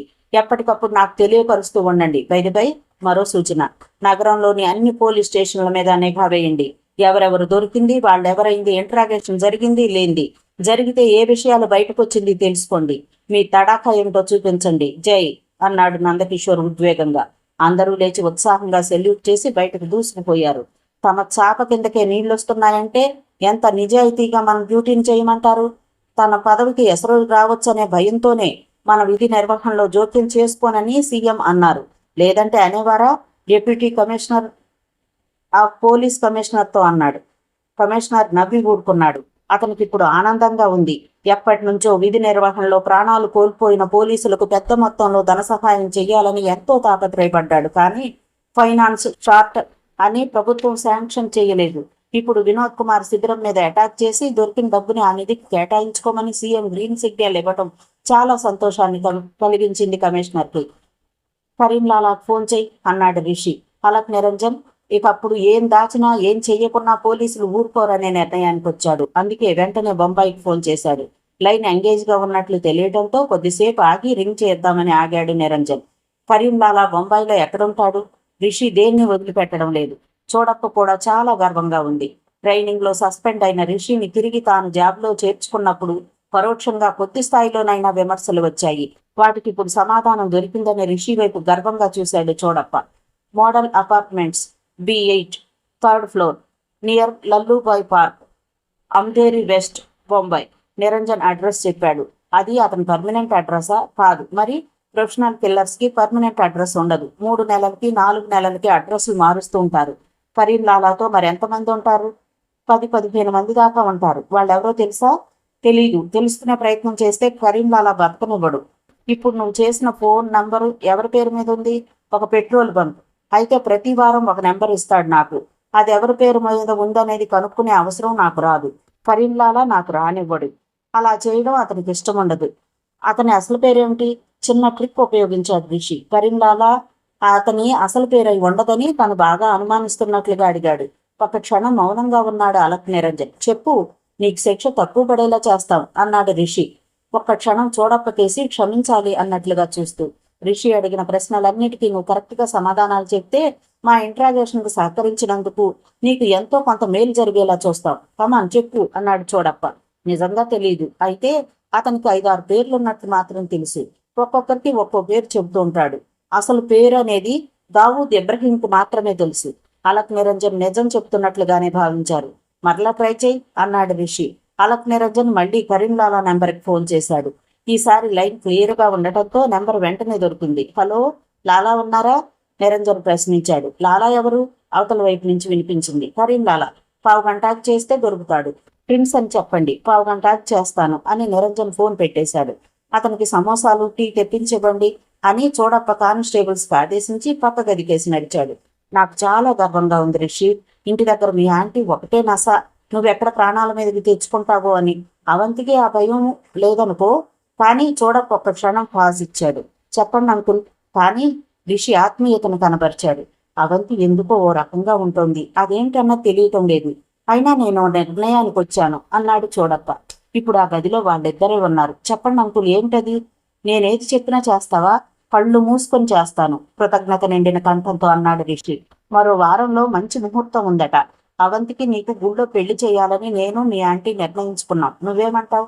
చూడప్ప కన్న తండ్రిలా ఆప్యాయంగా అడుగుతుంటే రిషి హృదయం ద్రవించిపోయింది. అనాథలమైన మమ్మల్ని చేరదీసి నాకు ఉద్యోగం ఇప్పించి అవంతితో క్లినిక్ పెట్టించి మీ ఇంట్లోనే ఉంచుకుంటూ సొంత తల్లిదండ్రుల్లా ఆదుకుంటున్న మీకు ఎలా కృతజ్ఞతలు చెప్పుకోవాలో తెలియటం లేదంకుల్. అవంతిని కూడా కనుక్కుని మీరు ఎలా అంటే అలాగే చేస్తాను అన్నాడు రిషి. అవంతి మీద రిషికున్న గౌరవానికి చూడప్ప ఆశ్చర్యపోయాడు. వృత్తిపరంగా వ్యక్తిత్వపరంగా చాలా ఎదిగావు రిషి. ఈ కేసు బయటకు వస్తే నీకు బ్రహ్మాండమైన పేరు, ప్రమోషన్ రావటం ఖాయం. ఒక గమ్మత్తుంది చూసావా? అదృష్టవంతుడు సముద్రంలో జారిపడినా మంచి గంధం చెక్క పట్టుకుని ఒడ్డుకొచ్చేస్తాడట. ఎవరి గురించి అంకుల్ మీరనేది? ముఖ్యమంత్రి నందకిషోర్ గురించి. అర్థం కాలేదు అంకుల్. నందకిషోర్కి ఆప్తుడైన మైకేల్ రాజుని భర్త శత్రువైన శంభు ప్రసాద్ బంధువు సుకీర్తి చంపించాలనుకోవడం నందకిషోర్కి ఎంత వరం అవుతుందో తెలుసా? రిషి ఆలోచిస్తున్నాడు. శంభు ప్రసాద్ ప్రైమ్ మినిస్టర్ కి అధిష్టాన వర్గానికి ఆప్తుడు. అంటే ఇప్పుడు నందకిషోర్ అధికార పరిధిలోకి జారిపడ్డాడు. తన పదవిని ఎలా కాపాడుకోవాలా అని మదన పడుతున్న నందకిషోర్కి ఒక తుర్ఫ్ కార్డు దొరికినట్లవుతుంది. సుకీర్తి వెనుక ఉండి శంభుప్రసాద్ చేయించాలనుకున్న నేరం రాష్ట్ర పోలీస్ పరిధిలోకి వస్తుంది, అంటే నందకిషోర్ పరిధిలోకి. ఇక చూడు నందకిషోర్ ఎలా పైవారిని తన పదవిలోంచి తప్పించాలనుకునే వారిని ఆటాడిస్తాడో నవ్వుతూ అన్నాడు. అప్పటి వరకు ఆ ఆలోచన రాని రిషి చూడప్ప రీజనింగ్ విని విస్తుపోయాడు. పైగా నిజమే అని కూడా అనిపించింది. రాజకీయాలు చాలా చిత్రమైన వంకులు, ఎప్పుడు ఎలా మలుపు తిరుగుతాయో తెలియదు. ఏదో పెట్టి కేసు అనుకుంటే ఇది ఎక్కడికో వెళ్ళేలా ఉంది. అంతే మరి. పావుగంట అయింది కదా అంటూ చూడప్ప లాకప్ రూమ్ కేసు వెళ్ళాడు. రాత్రి 11 గంటల సమయం. పోలీస్ కమిషనర్ ఆర్డర్స్ మేరకు మెరికల్ లాంటి సిబిసిఐడి ఇన్స్పెక్టర్స్ వినోద్ కుమార్ ఇంటి మీద, అతను ప్రియురాలు ఇంటి మీద నిఘా వేసి అప్పటికి 4 గంటలైంది. ఆ రెండేళ్లకు ఉన్న ఫోన్ కనెక్షన్స్ మీద కూడా ట్యాపింగ్ కనెక్షన్ అరేంజ్ చేసుకున్నారు. సరిగ్గా రాత్రి 11 గంటలకు 2 కార్లు వచ్చి వినోద్ కుమార్ ఇంటి ముందు ఆగాయి. అందులోంచి 6 వ్యక్తులు దిగి హడావిడిగా లోపలికి వెళ్లారు. టెలిఫోన్ ఎక్స్చేంజ్ లో నిఘా వేసి ఉన్న ఆఫీసర్స్ సరిగ్గా అదే సమయంలో ఒక సంభాషణ వినిపించడం జరిగింది. రెడీగా ఉందా? ఒక కంఠం ప్రశ్నించింది. రెడీగా ఉంది. గుల్బర్గా మాట్లాడావా? మాట్లాడాను. అడ్వాన్స్ పంపించమన్నారు. అలాగే. ఇప్పుడే మన వాళ్ళు వచ్చారు, వారికి ఇచ్చి పంపిస్తాను. కానీ మెరికల్ లాంటి గోండాలు కావాలని చెప్పి చూస్తారుగా. వాళ్ళు దిగిన మరుసటి రోజు ఉదయానికి నగరంలో పీనుగులు గుట్టలు గుట్టలుగా మీకు కనిపిస్తాయి. సరేనా? ఓకే. ఫోన్ కట్ అయిపోయింది. ఆఫీసర్స్కి చలి జ్వరం వచ్చినట్లయింది. వెంటనే వాళ్ళ చేతుల్లోంచి వైర్లెస్ సెట్స్ ఆన్ అయ్యాయి. Hello, commissioner office. Over. Vinod Kumar telephone lines మీద ఎక్స్చేంజ్లో నిఘా వేసిన ఒక సిబిసిఐడి అధికారి వైర్లెస్ ద్వారా పోలీస్ కమిషనర్ ఆఫీస్ని కాంటాక్ట్ చేశాడు. ఎస్. ఓవర్. సిబిసిఐడి సిఐని మాట్లాడుతున్నాను. అర్జెంటుగా డిప్యూటీ కమిషనర్ గారితో మాట్లాడాలి. ఓవర్. అంత అర్జెంటా? Over. Most urgent. Red alert. Over. అయితే 1 నిమిషం ఆగి లైన్లోకి రండి. ఈలోపు విషయాన్ని ఇన్ఫార్మ్ చేస్తాను. ఓవర్. నో. పిఎస్ గారు పురమాయించిన ప్రమాదకరమైన పని ఇది. ఇమీడియట్ గా మాట్లాడాలి. నేను లైన్లో ఉన్నానని చెప్పండి. ఓవర్. సిఐ నరేష్ కంఠంలో తొంగి చూసిన ఆతృతని, ఆందోళన పసిగట్టిన అధికారి జస్ట్ ఎ మూమెంట్. ఓవర్ అంటూ వైర్లెస్ సెట్ ని హోల్డ్ చేసిన శబ్దం వినిపించింది. టెలిఫోన్ ఎక్స్చేంజ్ లో ఓ మూలగా ఒంటరిగా ఉన్న సిఐ క్షణాలు లెక్క పెట్టుకుంటుండగా ఆ వైపు కమిషనర్ లైన్లోకి వచ్చాడు. Yes, commissioner speaking. Over. Good evening sir. Position is very dangerous. Over. Immediate గా ఆఫీస్కి వచ్చాయి. ఓవర్. వైర్లెస్ లో సంభాషణ లీక్ అయ్యేందుకు ఛాన్సెస్ ఉండటంతో పోలీస్ కమిషనర్ సంభాషణను కట్ చేసినట్లు అర్థం చేసుకున్న సిఐ నరేష్ వెంటనే బయలుదేరాడు. మరి కొంతమంది టెలిఫోన్ ఎక్స్చేంజ్ లోనే ఉండిపోయారు. హలో, నేను ప్రిన్స్ని మాట్లాడుతున్నాను. కరీంలాలా కావాలి. అలక్ నిరంజన్ లక్తిక పోలీస్ స్టేషన్ ఎస్ఐ రూమ్ నుంచి రింగ్ చేశాడు. జస్ట్ ఎ మినిట్ అన్న మాటలు ఆ గదిలో ఉన్న అందరికీ వినిపించాయి. ఫోన్ కావైపు నుంచి అందరూ తిరిగి ఊపిరి బిగబట్టారు. మృత్యువు మీద మృత్యువు కమ్ముకు వస్తోంది. మృత్యువును ఆపి ఉంచే తలుపులు తెరుచుకోబోతున్నాయి. నేర ప్రపంచానికి సింహ స్వప్నమైన దావూద్ ఇబ్రహీంకి అతి ముఖ్యుడైన హిట్ మ్యాన్ సంభాషించబోతున్నాడు. క్రిమినల్ వరల్డ్ హిస్టరీ బుక్ లో మొదటి 100 పేజీల్లో ఒక పేజీ సరికొత్త పంక్తుల కోసం తెరుచుకోబోతోంది. Bombay under world crime corridors లో మరో రక్తసిక్తమైన సమరానికి శ్రీకారం చుట్టబోతున్న ప్రమాదకరమైన కిరాయి హంతకుడు నోరు తెరిచి పోలీసులు బ్రెయిన్స్ కి చెమటలు పట్టించబోతున్నాడు. అంత సబ్స్టాన్షియల్ కేసుని ఆఖరికి ఐపీఎస్ ఆఫీసర్స్ కూడా జాబ్లో చేరిన కొత్తల్లో పట్టుకుని ఉండకపోవచ్చు. ప్రవహించే వాగు అడుగు బాగాన పేరుకొని ఉండే ఒండ్రు మట్టి లాంటి వాళ్ళు నేరస్తులు, ముఖ్యంగా బొంబాయి అండర్ వరల్డ్ డాన్స్. పైకి చూస్తే స్వచ్ఛంగా ప్రశాంతంగా ప్రవహించే నీరు మాత్రమే వాగులో కనిపిస్తుంది. ధైర్యం చేసి వాగులో దిగితే అదిరిపాటుగా మురికి నీరు పైకొస్తుంది. అదే ఇప్పుడు జరగబోతోంది. హలో, ఎవరు మాట్లాడేది? ఆ వైపు నుంచి కరీంలాలా హిందీలో అన్నాడు. నేను ప్రిన్స్ని మాట్లాడుతున్నాను. అలక్ నిరంజన్ కూడా హిందీలోనే అన్నాడు. ఇద్దరి మధ్య హిందీలోనే సంభాషణ నడవసాగింది. ఏమైపోయావు? నువ్వు లేవు. ఆ సుకీర్తి కూడా కనిపించడం లేదు. నేను అన్ని ఏర్పాట్లు చేసుకున్నాను గట్టిస్తున్నట్లుగా అన్నాడు కరీంలాలా. ఆ మాటలు అందరికీ వినిపించాయి. ఒకరి ముఖాలకేసి ఒకరు విస్తుపోయి చూశారు. రెస్పాన్స్ ఇవ్వటం కొద్ది క్షణాలు ఆలస్యం చేశాడు అలక్ నిరంజన్. రిషి క్షణాల్లో తేలిపిని ఒక కంగలో అలక్ నిరంజన్ సమీపించి శబ్దం రాకుండా డొక్కలో పొడిచాడు ఒకంత తేలిగ్గాని. ఏదో పనుండి నాన్ సెన్స్. నన్ను రంగంలోకి దింపనే కూడదు. దింపాక ఇలా చేస్తే చెడ్డ చిరాకు నాకు. వెంటనే డబ్బు సిద్ధం చేయమని సుకీర్తికి చెప్పు. నేను ఎల్లుండే బయలుదేరి హైదరాబాద్కి వస్తున్నాను. అర్థమైందా? ఆ వైపు నుంచి కరీంలాలా కోపంగా అంటుండగానే రిషి ఒక పేపర్ మీద ఏమి ఏర్పాట్లు చేశావు, ఎలా చేశావు అని రాసున్న కాగితాన్ని అలక్ నిరంజన్ కళ్ళ ముందుంచాడు. ఆ ఏర్పాట్లో ఏమో నాకు అర్థం కావడం లేదు. నీకు అసైన్మెంట్ అప్పచెప్పి అప్పుడే 2 నెలలు అయిపోయింది. పని కానివ్వవు. హైదరాబాద్ రావడం, పార్టీలు తీసుకోవడం, ఎంజాయ్ చేయడం, అడ్వాన్సులు తీసుకోవడం, వీలు పడలేదని వెళ్లిపోవడం, పని జరగకుండా ఇంకెంత అడ్వాన్స్ అని ఆయన, డబ్బేదని నువ్వు, మధ్యలో నన్ను ఇబ్బంది పెడుతున్నారు. ఇంతకీ అసలు ఇప్పుడు ఎలా? ఇక నీ ఏర్పాట్ల మీద నమ్మకం కుదరందే డబ్బులు ఇవ్వనంటున్నాడు సుకీర్తి. అలక్ నిరంజన్ ఒకంత కోపంగానే అన్నాడు ఫోన్లో. అతను అంతలా సహకరిస్తాడని ఊహించని రిషి అభినందనాపూర్వకంగా చూశాడు. లేదు లేదు, ఈసారి ఖచ్చితంగా పని జరిగిపోతుంది. అన్ని ఏర్పాట్లు పగడ్బందీగా చేశాను సంజాయిషీగా అన్నాడు కరీంలాల. ఎలా? అదే వద్దు, నేను ఎల్లుండి ఈవినింగ్ ఫ్లైట్కి వస్తున్నాను. రాగానే అన్ని వివరంగా చెప్తాను. కానీ ఖచ్చితంగా జరిగి తీరుతుంది. మరో వారానికి మైకేల్ రాజు ఫోటోకి దండ పడిపోతుంది. You don't worry. ఉంటా మరి, బై బై. కరీంలాలా ఫోన్ పెట్టేశాడు. అలక్ నిరంజన్ ఫోన్ క్రెడిల్ చేశాడు. అందరూ ఒకేసారి తమ నుదుళ్లకు పట్టిన చెమటను తుడుచుకున్నారు. కొద్దిసేపటి వరకు నిశ్శబ్దం ఆవహించుకుంది అక్కడ. అలక్ నిరంజన్ చెప్పింది మరోసారి నిజమని తేలిపోయింది. డిఐజీ చోడప్ప చురుగ్గా ఆలోచిస్తున్నాడు, వేగంగా ఎత్తులు వేస్తున్నాడు. ఫర్దర్ గా ఏం చేయాలన్నది మీరు చెబితే బాగుంటుంది సార్. అలాగే నేను నడుచుకుంటాను అన్నాడు రిషి చోడప్ప కేసు చూస్తూ. కొద్ది క్షణాలు తల పంకించిన చోడప్ప, కమిషనర్ ఆఫీసుకి ఫోన్ చేయి అన్నాడు ఆ స్టేషన్ ఎస్ఐ కేసు చూస్తూ. ఎస్ఐ రింగ్ చేస్తుండగా తిరిగి అన్నాడు చోడప్ప, ఇక్కడ జరిగిన విషయం ఏమాత్రం బయటకు పొక్కినా మీ ఉద్యోగాలు ఊడిపోవటం ఖాయం. మీ అందరి మీద ఈ క్షణం నుంచే నిఘా ఏర్పాటు చేయబడుతుంది. ఫర్దర్ గా ఏం చెయ్యాలన్నది కమిషనర్ నిర్ణయిస్తారు. సార్, కమిషనర్ గారు లైన్ లో ఉన్నారు అన్నాడు ఆ స్టేషన్ ఎస్ఐ మౌత్ పీస్ మీద అరిచేతిని అడ్డుగా పెట్టి. సిబిసిఐ డిసిఐ మరో 15 గంటకు కమిషనర్ ముందున్నాడు. ఆ వెంటనే కమిషనర్ ఛాంబర్ తలుపులు మూసుకున్నాయి. చెప్పు, ఏం జరిగింది? ఏమన్నా తెలిసిందా అన్నాడు కమిషనర్ ఆసక్తిగా. అవును సార్, జస్ట్ అరగంట ముందే వినోద్ కుమార్ ఇంటి టెలిఫోన్ లైన్ ఎంగేజ్ అయింది. ఎక్సైట్మెంట్ ని అణుచుకోలేకపోతున్నాడు సిఐ. ఏమనిపించింది? కమిషనర్ చిన్ని కళ్ళు మరింత చిన్నవైపోయాయి అనుమానంతో. డబ్బు రెడీగా ఉందా అని ఎవరో వినోద్ కుమార్ ని ప్రశ్నించారు. రెడీగా ఉంది. గుల్బర్గా మాట్లాడావా అని వినోద్ కుమార్ ప్రశ్నించాడు. మాట్లాడాను. అడ్వాన్స్ పంపించమన్నారని ఆగంతకుడు అన్నాడు. అలాగే, ఇప్పుడే మన వాళ్ళు వచ్చారు, వారికిచ్చి పంపిస్తాను. కానీ మెరికల్ లాంటి గోండాలు కావాలని చెప్పు అని వినోద్ కుమార్ అన్నాడు. చూస్తారుగా, వాళ్ళు దిగిన మరుసటి రోజు ఉదయానికి నగరంలో పీనుగులు బుట్టలుగా మీకు కనిపిస్తాయి.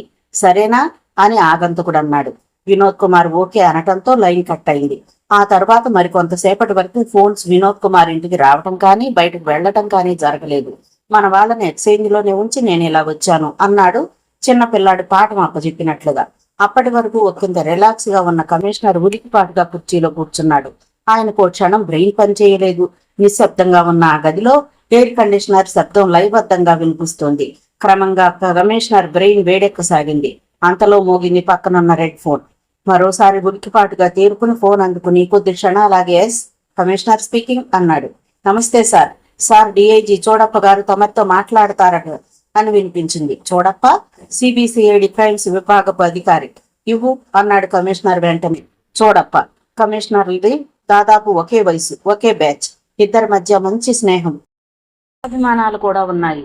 హలో. కమిషనర్ చోడప్ప గంభీరమైన కంఠం వినిపించింది. Hello, how are you? Fine, thank you. నీకు చేతి నిండా పని. మంచి కేసు ఒకటి అప్పగించబోతున్నాను. Fantastic case, most beautiful case. మా ఎస్ఐ ఒకరు డిక్ చేసి పట్టుకోవడం జరిగింది. సే థ్యాంక్స్ అన్నాడు చోడప్ప స్నేహపూర్వకంగా. ఏంటి ఆ కేసు? కమిషనర్ కంఠంలో విస్మయం తొంగి చూసింది. Yes, about it Vinod Kumar. About Michael Raj. Michael Raj? You mean that business tycoon, CM's friend? Yes yes, the same person. What happened? What is the case? Somebody wants to kill Michael Raj. What?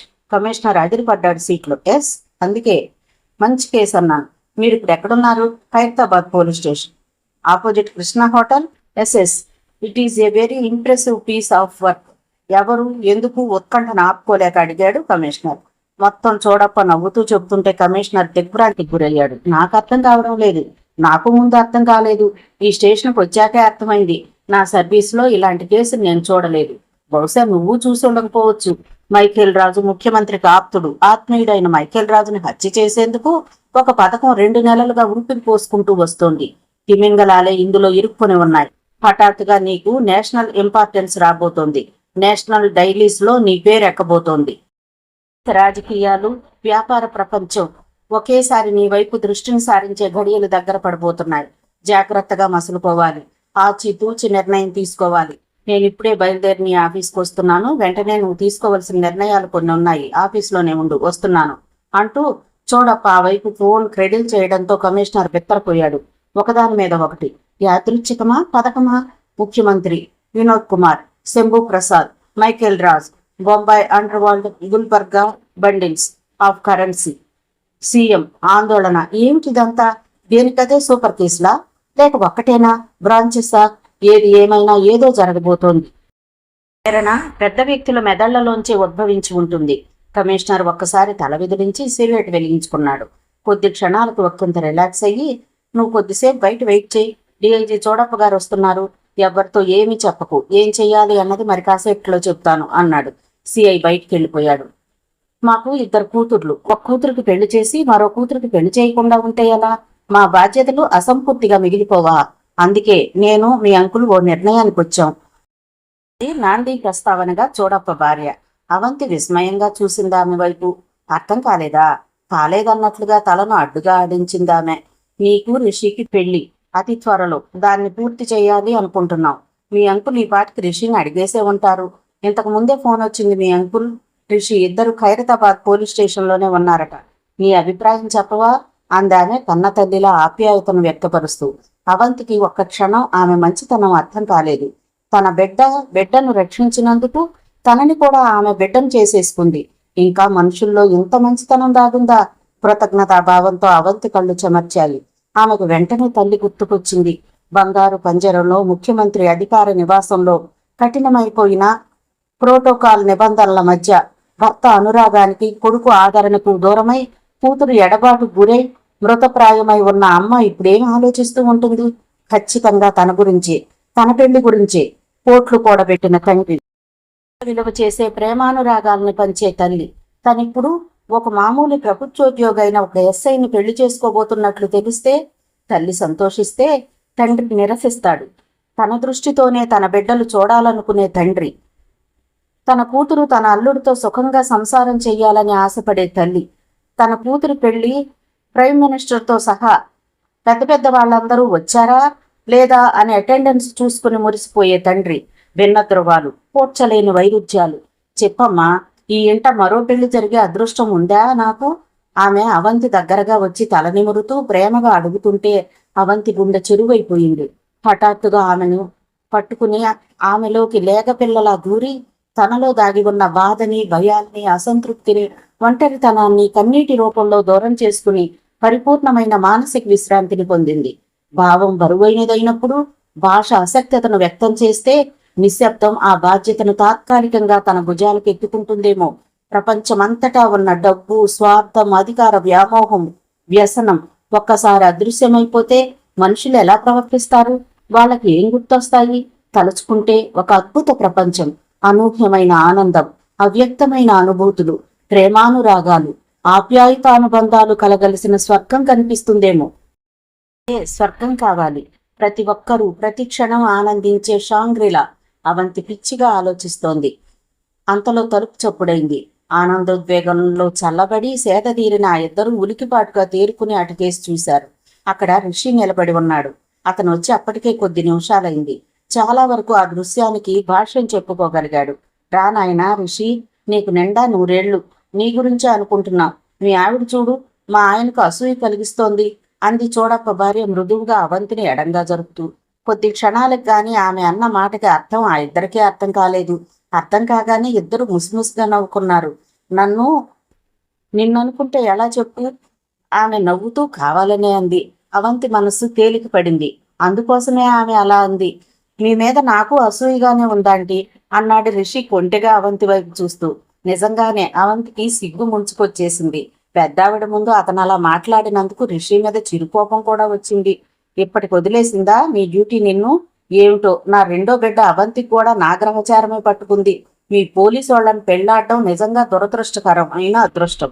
ఇంట్లో ఎవరున్నారో, వాళ్ళు ఎంతగా ఎదురు చూస్తుంటారో మీకు పట్టదు. పోలీసోళ్లు తమ భార్యా బిడ్డల కన్నా నేరస్తులకే తమ కాలాన్ని ఎక్కువగా కేటాయిస్తూ ఉంటారు. ఎలాగోలా నచ్చజెప్పుకుని మీ మొగుడిని ఆ ఉద్యోగంలోంచి బయటకు తీసుకెళ్లి తల్లి, ఆమె నవ్వుతూనే అంటూ వంటగదికేసి వెళ్లిపోయింది. ఆమె అటు వెళ్ళగానే అవంతి వేగంగా రిషిని చేరుకుని అతని చెయ్యి పట్టుకుని తమ గదికేసి బరబరా లాక్కుంటూ తీసుకెళ్ళింది. ఏమిటి నువ్వనేది? పైగా తల్లిలాంటి ఆమె ముందు రిషి చెవిని మెల్లేస్తూ కోపాన్ని అభినయిస్తూ అడిగింది అవంతి. నువ్వు మరీనో, నేను మాటలతో వదిలేస్తే నువ్వు చేతల కోసం నన్ను నీ గదిలోకి లాక్కొచ్చుకోవటం ఏమన్నా బాగుందా? వస్తున్న నవ్వును బిగబట్టుకుంటూ అన్నాడు రిషి. అవంతి అర్థం చేసుకునే ప్రయత్నంలో ఉండగానే, నాకు సిగ్గు బాబు, అత్తయ్య వంటగదిలో ఉండగానేనా? ఏమిటో ఈ కాలం ఆడపిల్లలు దేనికి సిగ్గుపడరు, ఎవరిని లెక్క చేయరు అన్నాడు రిషి అవంతిని ఉడికిస్తూ. యూ అంటూ అతని మీద పడి పిడికిళ్లతో కొట్టేసింది. మరి కాసేపటికి అలసిపోయింది. కరుపు కాకివాడిని నువ్వెంత కొడితే ఏమవుతుంది చెప్పు అంటూ అవంతిని తన 2 చేతులతో గుండెల మీదకి తీసుకుని తన ఆధీనంలోకి పొదుపుకున్నాడు. అలసిన అవంతి రిషి గుండెల మీద సేద తీరేందుకు అలాగే అతన్ని ఖర్చుకుని ఉండిపోయింది. ఏమిటో మనం ప్రకృతికి కోపం తెప్పిస్తున్నాం అన్నాడు తన గడ్డానికి ఆనుకుని ఉన్న ఆమె జుత్తుని నాలుగు కొసతో సృజిస్తూ. ప్రకృతిగా? అవంతి అలాగే ఉండి గుసగుసలాడింది. అవును మరి, ప్రకృతి ఒక్కో వయసులో ఒక్కో కార్యక్రమాన్ని నిర్వర్తించమని మానవ జాతిని శాసిస్తుంటే మనమేమో. రిషి మాటలు పూర్తి కాలేదు. చటుక్కున తలెత్తి తన అరచేతిని అతని నోటికి అడ్డం పెట్టి, అన్నా ఎంత సిగ్గు లేకుండా పోయింది నీకు అంది. దేనితో కవర్ చేయాలో కూడా నీకు తెలీదు. ఏం లాభం, ఎంఎస్ చదవగానే సరిపోదు అన్నాడు ఆమె వేళ్ల మధ్య నుంచి బలవంతం మీద. అవంతి చటుక్కున తన అరచేతిని రిషి నోటి మీద నుంచి తీసి మునివేళ్ల మీద పైకి లేచి అతనికి మరో మాట్లాడే అవకాశాన్ని ఇవ్వకుండా kiss is the key of love అని రుజువు చేసే ప్రయత్నంలో బిజీ అయిపోయింది. గంధం వరకు కాఫీ కప్పులతో వచ్చిన చూడప్ప భార్య నిశ్శబ్దానికి నిట్టూర్పులను జోడిస్తున్న వారిని చూసి నవ్వుకుంటూ వెనుదిరిగింది. అమృతం జూరుకునే వారికి కాఫీ వెగటి కాదా? అవంతి కనుకొలపల్లోంచి ఆనందాశ్రువులు, రిషి గిండెల నిండా అనూహ్యమైన ఆనందం. అలా ఎంతసేపు ఉండిపోయారో, ఎంతసేపైనా ఉండిపోగలరు. 15 గంటలో జరిగినదంతా చూడప్ప కమిషనర్కి చెప్పేశాడు. కావాలనే రిషిని బాగా ఎక్స్పోజ్ చేస్తూ చెప్పాడు. డైనమిక్ గా అతనెవరో కానీ బాగా పైకొస్తాడు, గొప్ప భవిష్యత్తు ఉంది అతనికి అన్నాడు కమిషనర్ రిషిని ఉద్దేశించి. చూడప్ప రిషిని తలుచుకొని గర్వపడ్డాడు. నువ్వన్నది నిజమే. ఇప్పుడు నేను తీసుకునే నిర్ణయం దేశవ్యాప్త సంచలనానికి దారితీస్తుంది. వీటైతే నా రివర్షన్ కూడా దారితీస్తుంది సాలోచనగా అన్నాడు కమిషనర్. ఏ నేరమైనా, అదెంతటి స్థాయిలో జరిగినా, ఎంత ప్రమాదకరమైన వ్యక్తులు ఇన్వాల్వ్ అయినా పోలీసు అధికారులు ఏ చర్య తీసుకునేందుకైనా సంకోచించరు. కానీ అందులో అధికారుల్ని గుప్పెట్లో ఇరికించుకున్న రాజకీయ నాయకులు, అపారమైన సంపదపై కూర్చున్న పారిశ్రామికవేత్తలు ఉంటే వారి మెదళ్లు చురుగ్గా పనిచేయవు, హేతుబద్ధంగా ఆలోచించదు. ఇప్పుడు కమిషనర్ సరిగ్గా అలాంటి స్థితిలోనే ఉండిపోయి తెగగించుకుంటున్నాడు. అలా అని ఆయన భయపడటం లేదు, ఐపీసీని మర్చిపోలేదు. కొరడాని ఎప్పుడు, ఎటు, ఎంత వేగంతో ఎవరిపైకి విసరాలని యోచిస్తున్నాడు. ముందు నేను తీసుకోవలసిన మొదటి నిర్ణయం మైకేల్ రాజు రక్షణ అని తాను తీసుకున్న నిర్ణయం సబబైనదేనా అన్నట్లు చూడప్ప కేసి చూశాడు కమిషనర్. చూడప్ప మౌనంగా చూస్తూ తన కళ్ల ద్వారానే అభినందనలు తెలియజేశాడు. ఆ తర్వాత బొంబాయి నుంచి వస్తున్న కరీం లాలాని కస్టడీలోకి తీసుకోవటం is it right decision in right time? Commissioner Chandrashekar Chudappa case చూస్తూ ప్రశ్నించాడు. చూడప్ప చిరునవ్వుతో లేచాడు. శబాష్, మరి నేను వస్తా అంటూ కరచాలనం చేసి వెళ్లిపోయాడు చూడప్ప. ఓవైపు వినోద్ కుమార్ తెర వెనుక కదలికలు, మరోవైపు మైకేల్ రాజు మీద హత్యా ప్రయత్నాలు. ఈ రెండు ముఖ్యమంత్రికి సంబంధించినవే. ఒకటి పదవి నుంచి దింపేసేది, మరొకటి ఒకంత సానుభూతిని పెంచేది. కమిషనర్ ఆలోచనల నుంచి తేరుకుని సిఐని పిలిపించాడు. చూడు, నువ్వు తిరిగి ఎక్స్చేంజ్కి వెళ్ళు. మునిపట్లాగా నేను నిఘా వేసి ఎప్పటికప్పుడు ఇన్ఫర్మేషన్ అందించు. ఒక్క విషయంలో జాగ్రత్త, మన కదలికల్ని ఎవ్వరూ పసిగట్టకూడదు. ఇక వెళ్లి రమ్మన్నట్లుగా చూశాడు కమిషనర్. సిఐ శాల్యూట్ చేసి వెళ్లిపోయాడు. వెంటనే ఇంటర్కమ్ నొక్కి డీసీపీని రమ్మని చెప్పి వెనక సీట్లోకి వాలాడు. మధ్య నిమిషంలో డీసీపీ కమిషనర్ ముందున్నాడు. కావలసినంత ఫోర్స్ని తీసుకో, విత్ ఫుల్ ఇమ్యునేషన్. వెంటనే వెళ్లి వినోద్ కుమార్ ఇంటి మీద అటాక్ చేయి. అక్కడ దొరికే డబ్బుని, ఆయుధాలని సీజ్ చేయి. ఫోన్ కనెక్షన్స్ ని డిస్కనెక్ట్ చేయి. చాప కింద నీరులా ఈ ఆపరేషన్ జరిగిపోవాలి అన్నాడు కమిషనర్ బేస్ వాయిస్ లో గంభీరంగా. డీసీపీ దిమ్మరపోయాడు. మాజీ కేంద్ర మంత్రి కుమారుడి ఇంటి మీద దాడా. కేంద్రంలో, రాష్ట్రంలో అమితమైన పట్టు ఉన్న వినోద్ కుమార్ ఇంటి మీద అటాక్. ఏ వినోద్ కుమార్ సార్? నమ్మలేకపోతూ అడిగాడు DCP. Don't be silly, I say go and attack. It is CM orders అన్నాడు కమిషనర్ చిరాగ్గా. డీసీపీ ఉలిక్కి పడ్డాడు. సెల్యూట్ చేసి బయటకు దూసుకుపోయాడు. సీఎం ఇన్వాల్వ్మెంట్ ఆ ఆపరేషన్లో ఉందని తెలిసినప్పుడు ఇక తను మాత్రం ఏం సందేహించనక్కర్లేదు, భయపడాల్సిన పని లేదని భావించిన డీసీపీ రెట్టించిన ఉత్సాహంతో ఆపరేషన్ ప్రయత్నాల్లో ముడిపడిపోయాడు. అర్ధరాత్రి దాటి అరగంట అయింది. ఇల్లంతా నిశ్శబ్దంగా ఉంది. అప్పటి వరకు మేలుకునే ఉన్న అవంతి మెల్లగా లేచి ముందు హాల్లోకి వచ్చింది. అందరూ నిద్రపోతున్నారని నిర్ధారణ చేసుకోగానే టెలిఫోన్ దగ్గరకు నెమ్మదిగా వెళ్లి ఒక నంబర్ డైల్ చేసింది. ఆమె చేతులు కాళ్ళు వణుకుతుండగా ఫోన్కి ఆ వైపు నుంచి రింగ్ అవుతున్న శబ్దం వినిపిస్తోంది. ఆమె కళ్లలో కన్నీటి పొర, గుండె గొంతులో కొట్టాడుతున్న భావన. ఒక్కింతసేపటికి హలో ఎవరు అని వినిపించింది. ఆ కంఠంలో ఉన్న అసంతృప్తిని, నిస్తేజాన్ని, బలహీనతని అవంతి పసిగట్టింది. ఆమెకు గుండె చిక్కపెట్టినట్లయింది. హలో తిరిగింది. నేనమ్మా.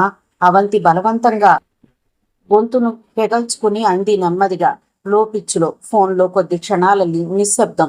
లైన్ ఆ వైపు ఈ వైపు ఉన్న ఇద్దరికీ అర్థమైంది ఎవరనేది. బాగున్నావా తల్లి? ప్రపంచంలో నీ ఆప్యాయతను, అనురాగాన్ని, ప్రేమని తనలోకి తెచ్చుకుని ప్రశ్నిస్తున్నట్లుగా ఉన్న తల్లి కంఠాన్ని వినగానే అవంతి హృదయం ద్రవించిపోయింది. ఇన్నాళ్ళు ఎక్కడున్నావు తల్లి? ఏం చేస్తున్నావు? ఈ పిచ్చి తల్లి ఇప్పటికి గుర్తుకొచ్చిందా? ఇందుమతి వెక్కిళ్లు పెడుతూ అడుగుతుంటే అవంతికి గుండె గొంతుల్లోంచి పొర్లుకొచ్చింది దుఃఖం. నిన్ను తలుచుకుంటూనే ఇన్నాళ్లు గడిపానమ్మా. ఇప్పుడు ఈ నగరంలోనే ఉంటున్నాను. బాగానే ఉన్నాను. నువ్వెలా ఉన్నావమ్మా? అవంతి హీన స్వరంతో అడిగింది. ఫోన్కు ఆ వైపునున్న ఇందుమతి మనస్సు తేలికపడింది. చెప్పమ్మా, ఎలా ఉన్నావు? అవంతి తిరిగి ప్రశ్నించింది. బంగారు పంజరంలో రోజు రోజుకి మరీ ఇరుకైపోతోందమ్మా. ఆయన్ని దింపాలనే ప్రయత్నాలు ఎక్కువైపోయాయి. దాంతో మరీ రెచ్చిపోయి వ్యవహరిస్తున్నారు. పదవిని నిలుపుకోవటం కోసం మరింత రాక్షసంగా మారిపోతున్నారు. నేనెంతో కాలం ఈ గూటిలో ఉండలేననిపిస్తోందమ్మా.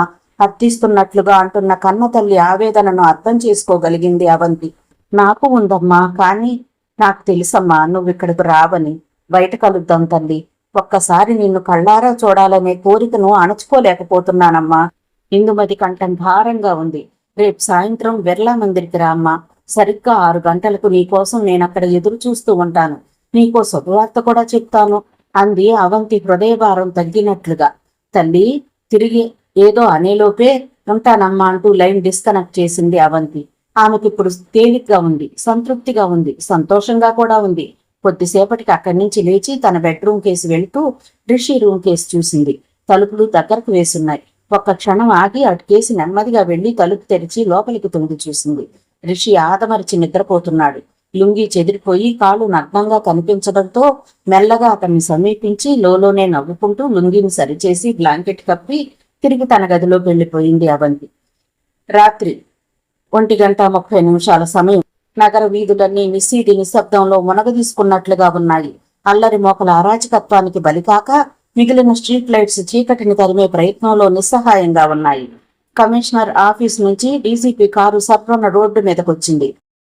ఆ వెనకే 2 జీబులు, 2 వ్యాన్స్ దూసుకొచ్చాయి. ఒక్క క్షణం ఆగిన ఆ వాహనాలు శరవేగంతో వినోద్ కుమార్ ఇంటికేసి సాగిపోయాయి. సరిగ్గా అప్పుడే కమిషనర్ ఛాంబర్లోని ఫోన్ రింగ్ అయింది. ఫోన్ ఎత్తి మాట్లాడుతున్నది సీఎం అని గ్రహించాడు కమిషనర్. ఏం చేశావు? ముఖ్యమంత్రి నందకిషోర్ మాట్లాడితే ఒక్కోసారి పొల్ల విరిచినట్లుగా ఉంటుంది. మీరు చెప్పిన ఇన్ఫర్మేషన్ ప్రకారం నిఘా వేశాం సార్. నిజమేనని తేలింది. డీజీపీకి ఫోర్స్ ఇచ్చి పంపాను. మరో అరగంటకు అన్ని మీరు ఆశించినట్లుగానే జరిగిపోతాయి అన్నాడు కమిషనర్ వినయంగా. వినోద్ కుమార్ మీద కేసు పెట్టొద్దు, ఎఫ్ఐఆర్ పుటప్ చేయకండి. అతనికి వ్యతిరేకమైన సాక్ష్యాల్ని మాత్రం సేకరించి నాకు పంపించండి. అతనింట్లో దొరికిన వస్తువుల లిస్ట్ రాసి అతనితో సంతకం పెట్టించుకోండి. Be careful. మీరు ఈ రాత్రికి ఇంటికి వెళ్ళకండి. అరగంట ఆగి ఫోన్ చేయండి. నేను సెక్రటేరియట్లోనే ఉంటాను అంటూ సీఎం లైన్ డిస్కనెక్ట్ చేశాడు. ఒక్క క్షణం నుదుటికి పట్టిన చెమటను అరచేత్తో తుడుచుకుని చైర్లో డాక్టర్ చంద్రశేఖర్, శంభు ప్రసాద్, మాణిక్యం, మురహరి, మారప్ప, మురారి ప్రసాద్, అను ప్రసాద్ ఒక హాల్లో సమావేశమై ఉన్నారు. అప్పుడు సమయం అర్ధరాత్రి దాటి 2 గంటలు. సరిగ్గా మరో 3 రోజుల్లో నందకిషోర్ దిగిపోవటం ఖాయం. మీరు ముఖ్యమంత్రి పదవిని అధిష్ఠించడం ఖాయం. ప్రైమ్ మినిస్టర్ మనకు ఫుల్ సపోర్ట్ ఇస్తున్నారు. నేను ప్రతిరోజు రాత్రి ఆయన్ని ఫోన్లో కాంటాక్ట్ చేస్తూనే ఉన్నాను. మంత్రివర్గ సభ్యులను చూసి మరీ ఎన్నుకోండి. తర్వాత మనకు వాళ్ళు తలనొప్పి కాకూడదు, శంభు ప్రసాద్ గంభీరంగా అన్నాడు. చేతులు ఒళ్ళో పెట్టుకుని వినయంగా కూర్చొని ఉన్న మాణిక్యం కృతజ్ఞతగా చూస్తూ, మీకు తెలియకుండా, మీ అంగీకారం లేకుండా ఎవరినైనా మంత్రి ఎలా చేస్తాను? చివరకు కార్పొరేషన్ చైర్మన్ పదవి కూడా మనకందరికీ నచ్చిన వ్యక్తే ఎన్నిక కాబడతాడు. మీరు వెదడే కోట్లాది రూపాయలు తిరిగి మీకు వచ్చేలా చేయకపోతే విశ్వాసఘాతకుడిని అయిపోను. మంత్రివర్గంలో ముఖ్యంగా మురహరి, మారప్ప ఉంటారు. ఆ పైన వినోద్ కుమార్. వీళ్ళు మనవాళ్లే, మనం చెప్పినట్లే వింటారు. ప్రభుత్వ పరంగా ఎలాంటి మేలు కావాలన్నా రూల్స్ ని, రెగ్యులేషన్స్ ని ధిక్కరించి మరీ చేస్తాం. మీ చల్లని చూపు, పిఎం గారి అభిమానం ఉన్నంతకాలం నాకు దిగులుండదు. మాణిక్యం మహదానంద పడిపోతూ అన్నాడు. పదవి దిగిన నందకిషోర్ అసంతృప్తి వర్గాన్ని తయారు చేయకుండా ఉంటాడా? మారప్ప అడిగాడు అనుమానంగా. ఏడ్చాడు. ఆ పదవి కాస్త పోతే వాడిని కుక్క కూడా కేర్ చేయదు. ఒక్కో ముఖ్యమంత్రి 20 మంది ఎమ్మెల్యేలను కూడగట్టుకుని ఉండాలనే నిబంధన పెడితే సరి. మంత్రి ఆ 20 మంది పనులు చేసి పెడుతున్నంత కాలం వాళ్ళు నందకిషోర్ వైపు చచ్చినా వెళ్లరు. మురహరి ధీమాగా అన్నాడు. ముందు మనం చేయవలసిన పని ఒకటి ఉంది అన్నాడు ఎప్పటి నుంచో మౌనంగా ఉన్న మురారి ప్రసాద్. ఏమిటది బాబు? శంభు ప్రసాద్ ఆలోచనల్లోంచి తేరుకుంటూ అడిగాడు. పదవి నుంచి దిగిన మరుక్షణం నందకిషోర్ ఇంటిపై, అతని బంధువుల, స్నేహితుల ఇళ్లపై ఇన్కమ్ ట్యాక్స్ దాడి జరగాలి. దొరికింది దొరికినట్లు సీజ్ చేయాలి. అలా దెబ్బ మీద దెబ్బ పడాలి. మరో విషయం, నందకిషోర్ కూతురు అవంతి తండ్రిని విభేదించి దూరంగా వెళ్లిపోయింది. మన మనిషి ఒకరు ఇటీవలే అవంతిని అపోలో హాస్పిటల్ క్యాంటీన్లో చూసినట్లుగా చెప్పాడు. సీఎం రెసిడెన్సీలో టెలెక్స్ ఆపరేటర్ గా పనిచేసే మన మనిషి ద్వారా ఇవన్నీ తెలిసాయి. నందకిషోర్ భార్య, కూతురు మీద దిగులుతో, భర్త మీద కోపంతో అసంతృప్తిగా ఉంటోందని తెలిసింది. దీన్ని మూడో దెబ్బగా మలుచుకుంటే అధికారికంగాను, ఆర్థికంగా, మానసికంగా కూడా కృంగిపోతాడు నందకిషోర్. అతను ఆ దెబ్బల నుంచి తేరుకునేలోపే మాణిక్యం గారు ఇటు రాష్ట్రంలో అటు కేంద్రంలో బాగా పాతుకుపోతే ఇక తిరుగుండదు. యుద్ధంలోకి దిగాక న్యాయాల గురించి, స్టేటస్ గురించి తాత్కాలికంగా మరిచిపోయి కొట్టగలిగే ప్రతి దెబ్బ, అది పెద్దదైనా చిన్నదైనా కొట్టినప్పుడే మనం నెగ్గగలం. మురారి ప్రసాద్ రెటమిక్ గా, ఇంప్రెసివ్ గా చెప్పుకుపోతున్నాడు. అందరూ ఒకంత ఆశ్చర్యపోయారు. ఒక విషయాన్ని అంత డీప్ గా స్టడీ చేయవచ్చా అని విస్మయం చెందారు. Well said my dear son, well said. ఖచ్చితంగా నువ్వన్న పద్ధతిలోనే దెబ్బ కొట్టాలి అన్నాడు శంభు ప్రసాద్ కొడుకును మెచ్చుకుంటూ. వీళ్ళిక్కడ ఇలా నందకిషోర్ ని పదవిలోంచి దింపే సమాలోచనల్లో ఉండగా అక్కడ మెరుపు వేగంతో డీసీపీ వినోద్ కుమార్ బంగ్లాని చుట్టుముట్టాడు. వినోద్ కుమార్ తేరుకుని ఫోన్ దగ్గరకు వెళ్లేలోపే డీసీపీ ఫోన్ వైర్ ని తెంపి పడేశాడు. వినోద్ కుమార్ పట్టరాని ఆగ్రహంతో చిందులు తొక్కుతున్నా డీసీపీ వినకుండా పోలీస్ ఆఫీసర్స్ ని బంగ్లా చెక్ చేయమని ఆర్డర్స్ పాస్ చేశాడు. దాడిలో పాల్గొన్న పోలీస్ అధికారులకు, పోలీసులకు కూడా వినోద్ కుమార్ ఇంటి మీద దాడి చేయవలసి రావడం ఇంకా జీర్ణం కావడం లేదు. అయినా ఆర్డర్స్ ని అమలు చేయవలసి ఉండటంతో మెషిన్స్ లా పనిచేసిపోతున్నారు. బెదిరించి చూసినా డీసీపీ వినకపోవడంతో వినోద్ కుమార్ షాక్ తిన్నాడు. ఏదో ప్రమాదం తనను చుట్టుముట్టబోతోందని క్షణాల్లో గ్రహించాడు. వెంటనే తన ధోరణి మార్చుకుని డీసీపీని బతిమలాడే ప్రయత్నంలో పడ్డాడు. డీసీపీ వినోద్ కుమార్ కేసి పురుగును చూసినట్టు చూసి, సారీ, నా చేతుల్లో ఏమీ లేదు, కమిషనర్ గారి ఆర్డర్స్ అని అంటూ ఉండగా ఎస్ఐ లోపల నుంచి పెద్ద పెద్ద బాక్సులతో బయటకు వచ్చాడు. అప్పటికే రెడీగా ఉన్న పోలీస్ ఫోటోగ్రాఫర్ 2 సార్లు ఆ బాక్సులను ఎక్స్పోజ్ చేసుకున్నాడు. ఇంకో ఎస్ఐ ఒక పెద్ద చెక్క పెట్టిన హాల్లోకి లాక్కొచ్చి డీసీపీ ముందు ఓపెన్ చేశాడు. దాని నిండా కట్టల కట్టల కరెన్సీ. అందరికీ కళ్ళు జిగేలుమన్నాయి. డీసీపీ వినోద్ కుమార్ కేసు ప్రశ్నార్థకంగా చూశాడు. వినోద్ కుమార్ కొద్ది క్షణాలు శిలాప్రతిమే అయిపోయాడు. ఒక్కో గదిలోంచి కరెన్సీ పెట్టెలు, కత్తులు, బాకులు, లెంతీ స్పోర్ట్స్, పిస్టల్స్, రైఫిల్స్ బయటకు తీసుకురాసాగారు పోలీస్ సిబ్బంది. వాటిని చూసి డీసీపీకి మతిపోతోంది. కెమెరా నిర్విరామంగా ఫ్లాష్ అవుతోంది. ఒక ఎస్ఐ ఆ బంగ్లాలో పట్టుబడ్డ వస్తువుల లిస్టును వేగంగా తయారు చేస్తున్నాడు. బంగ్లా బయట గేట్ మూసివేసి ప్రహరీ లోపలి వైపు మరికొంతమంది పోలీసులు కాపలా కాస్తున్నారు. రోడ్డు మీద వెళ్లే వారికి ఏమీ తెలియకుండా ఉండేందుకు అలా ఏర్పాట్లు చేయించాడు నందకిషోర్ కమిషనర్ ద్వారా. కమిషనర్ ఆశ్చర్యపోవటం మానేసి సోఫాలో కూర్చునిపోయాడు. విలాసవంతమైన ఆ బంగ్లాలో, మాటన నిద్రిస్తున్న స్పేసియస్ బంగ్లాలో ప్రజల ప్రాణాలని క్షణాల్లో గాల్లోకి పంపగల అత్యంత ప్రమాదకరమైన మారణాయుధాలున్నట్లు అంత క్రితం వరకు ఏ ఒక్కరికి తెలియదు, ఒక్క నందకిషోర్కి తప్ప. ఈ రోజు ఈ దేశంలో అధికారంలో ఉన్న మంత్రుల ఇళ్లు సోదా చేస్తే ఒక్క ఓటర్ కూడా ఎలక్షన్స్ లో పిచ్చిగా బారులు తీరేందుకు రాడు. పోలీస్ అధికారుల ఇళ్లలో బ్లూ ఫిల్మ్ క్యాసెట్స్, మంత్రుల ఇళ్లలో మారణాయుధాలు, కరెన్సీ కట్టలు, gold, diamonds, blackmailing material, రహస్య పత్రాలు, వాట్నాట్, శతాబ్దాల నాటి కళా సంపద, ప్రజా సంపద, దేశ సౌభాగ్యం బ్యాంకుల్లో లేదు, మ్యూజియంస్ లో లేదు, ప్రభుత్వ ఖజానాల్లోనూ లేదు. దేశాన్ని ఏలుతున్న ఘరానా వ్యక్తుల ఇళ్లలో ఉంది. జోధ్పూర్ భవన ప్యాలెస్ లో మాత్రమే కనిపించే వెలకట్టలేని 18th సెంచరీ కాల యంత్రాలు. డీజీపీకి పిచ్చెక్కిపోయింది. నేటి మంత్రుల ఇళ్లు శిథిల జనజీవనానికి సమాధానాలు, దేశ లోటు బడ్జెట్ కి హేతువులు. మోస్ట్ అగ్రెస్ఫుల్ బాస్టర్డ్స్, జలగలు, ప్రజల అవసరాల్ని సౌకర్యాల్ని కాలరాసింది సో కాల్డ్ ఇండియన్ పొలిటీషియన్స్ జిందాబాద్. ఒక్కింత సోషల్ అవేర్నెస్ ఉన్న డీసీపీ గుర్రుగా వినోద్ కుమార్ కేసు చూడసాగాడు. ఇప్పుడు ఓట్ల కోసం పాటుపడ్డ బెకారి వెధవల స్వర్ణ సౌదాలు. ఇది ప్రజాస్వామ్యం. అవసరాల్ని ఆకలిని పెనవేసుకున్న స్వేచ్ఛ నిజంగా కావాలా? భారతదేశ రాజకీయ నాయకులు బలిసిన పందికొక్కులు, ఒకప్పటి ఎలుకలు. ఎలక్షన్స్ కాగానే ఎలుకల్లా కలుగుల్లోకి దూరి ప్రజా సంపదని దోచుకునే పెంచుకునే ఖరీదైన బొరియలు. కమాన్ క్విక్, అంగుళం అంగుళం గాలించండి. వీడప్ప ఒకప్పుడు నామినేషన్ ఫీజు కూడా కట్టలేని బేకారి, ఇప్పుడు ప్రజాధనాన్ని దిగమింగిన గాది కింద పందికొక్కు. డిక్టేటర్ అయితే తప్ప దేశం బాగుపడదు. ఏది వదిలిపెట్టకండి. ఇక్కడున్న సంపదంతా మనదే, ప్రజలదే, ఆవేశంగా అన్నాడు డీజీపీ. తెల్లవారుజాము 3 గంటల వరకు సోదా జరుగుతూనే ఉంది. 1,00,000 కుటుంబాలు నిండా 100 కడుపు నిండా తిన్నా తరగని సంపద, అపార సంపద ఇప్పుడు పోలీసుల చేతుల్లోకి వెళ్లిపోయింది. తనని అశక్తుణ్ణి చేసింది, మీద చేయించింది నందకిషోర్ అని తెలుసుకున్నాడు వినోద్ కుమార్. ఫోన్ లేదు, పెద్ద వ్యక్తుల్ని ఆసరాగా తెచ్చుకునే అవకాశం లేదు. అష్టదిగ్బంధనం. ఊపిరి ఆపి ఊపిరితిత్తుల్ని తెగలాక్కునే తెలివైన దెబ్బ. ఆ ఒక్క రాత్రి ఆగి ఉంటే ఎన్నో మలుపులు, మరెంతో అదృష్టం క్షణకాలంలో కనుమరుగైపోయాయి. వినోద్ కుమార్కి దాదాపు పిచ్చెక్కినంత పని అయింది. నందకిషోర్ అభినవ శకుని, అపర మేధావి, పదవీ రాజకీయాల్ని అవపాసన పట్టిన కుటిలుడు. అతడు అంత తేలిగ్గా పదవిలోంచి దిగడు, ఎవ్వరూ దింపలేరు అని ఎందరో చెప్పిన హితవులు వినోద్ కుమార్కి గుర్తుకొచ్చి డేలా పడిపోయాడు. తెల్లవారుజామైనా సెక్రటేరియట్ నుంచి నందకిషోర్ గోపినాథం ఇంటికి వెళ్లలేదు. కమిషనర్ తన గదిని వదలలేదు. మరో గంటకు తెల్లవారుతుందనగా సోదా పూర్తయింది. తన బంగ్లాలో దొరికిన మారణాయుధాలు, రహస్య పత్రాలు నిజమే అని వినోద్ కుమార్ని తన్ని మరీ సంతకం పెట్టించాడు డీజీపీ. కరెన్సీ మాట ఏమిటని ఆశ్చర్యపోయిన వినోద్ కుమార్ కేసి కూల్ గా చూస్తూ, ఇది పోలీసుల సంక్షేమ నిధికి అని అంతకంటే కూల్ గా సమాధానమిచ్చాడు డీజీపీ. 2 నిమిషంలో నిశీదిలో ఆ ఇల్లు, ఆ ఇంట్లో దెబ్బతిన్న వినోద్ కుమార్ ఒంటరిగా మిగిలిపోవటం, జీపులు, వ్యాన్లు, కమిషనర్ ఆఫీస్ కేసు దూసుకుపోవటం కలలాగా జరిగిపోయింది. నగరానికి వెలుపల ఉన్న శంభూ ప్రసాద్ ఫామ్ హౌస్, విలాసవంతమైన అతిథి గృహం, ప్రెసిడెన్షియల్ సూట్నే మరిపించే గదిలో మురారీ ప్రసాద్కు ఎదురుగా దోషిలా కూర్చున్న వినోద్ కుమార్. మాణిక్యం శిబిరంలో ఉద్భవించిన తొలి అపజయం, శంభూ ప్రసాద్ వ్యాపార సౌదానికి తగిలిన తొలి దెబ్బ, వినోద్ కుమార్ని దోషిగా, దొంగగా, దుర్మార్గుడిగా, నేరస్తుడిగా నిరూపించే సాక్ష్యాల బొత్తి నందకిషోర్ శిబిరంలో. ఊహించని పరిణామం, సెన్సేషనల్ ట్విస్ట్.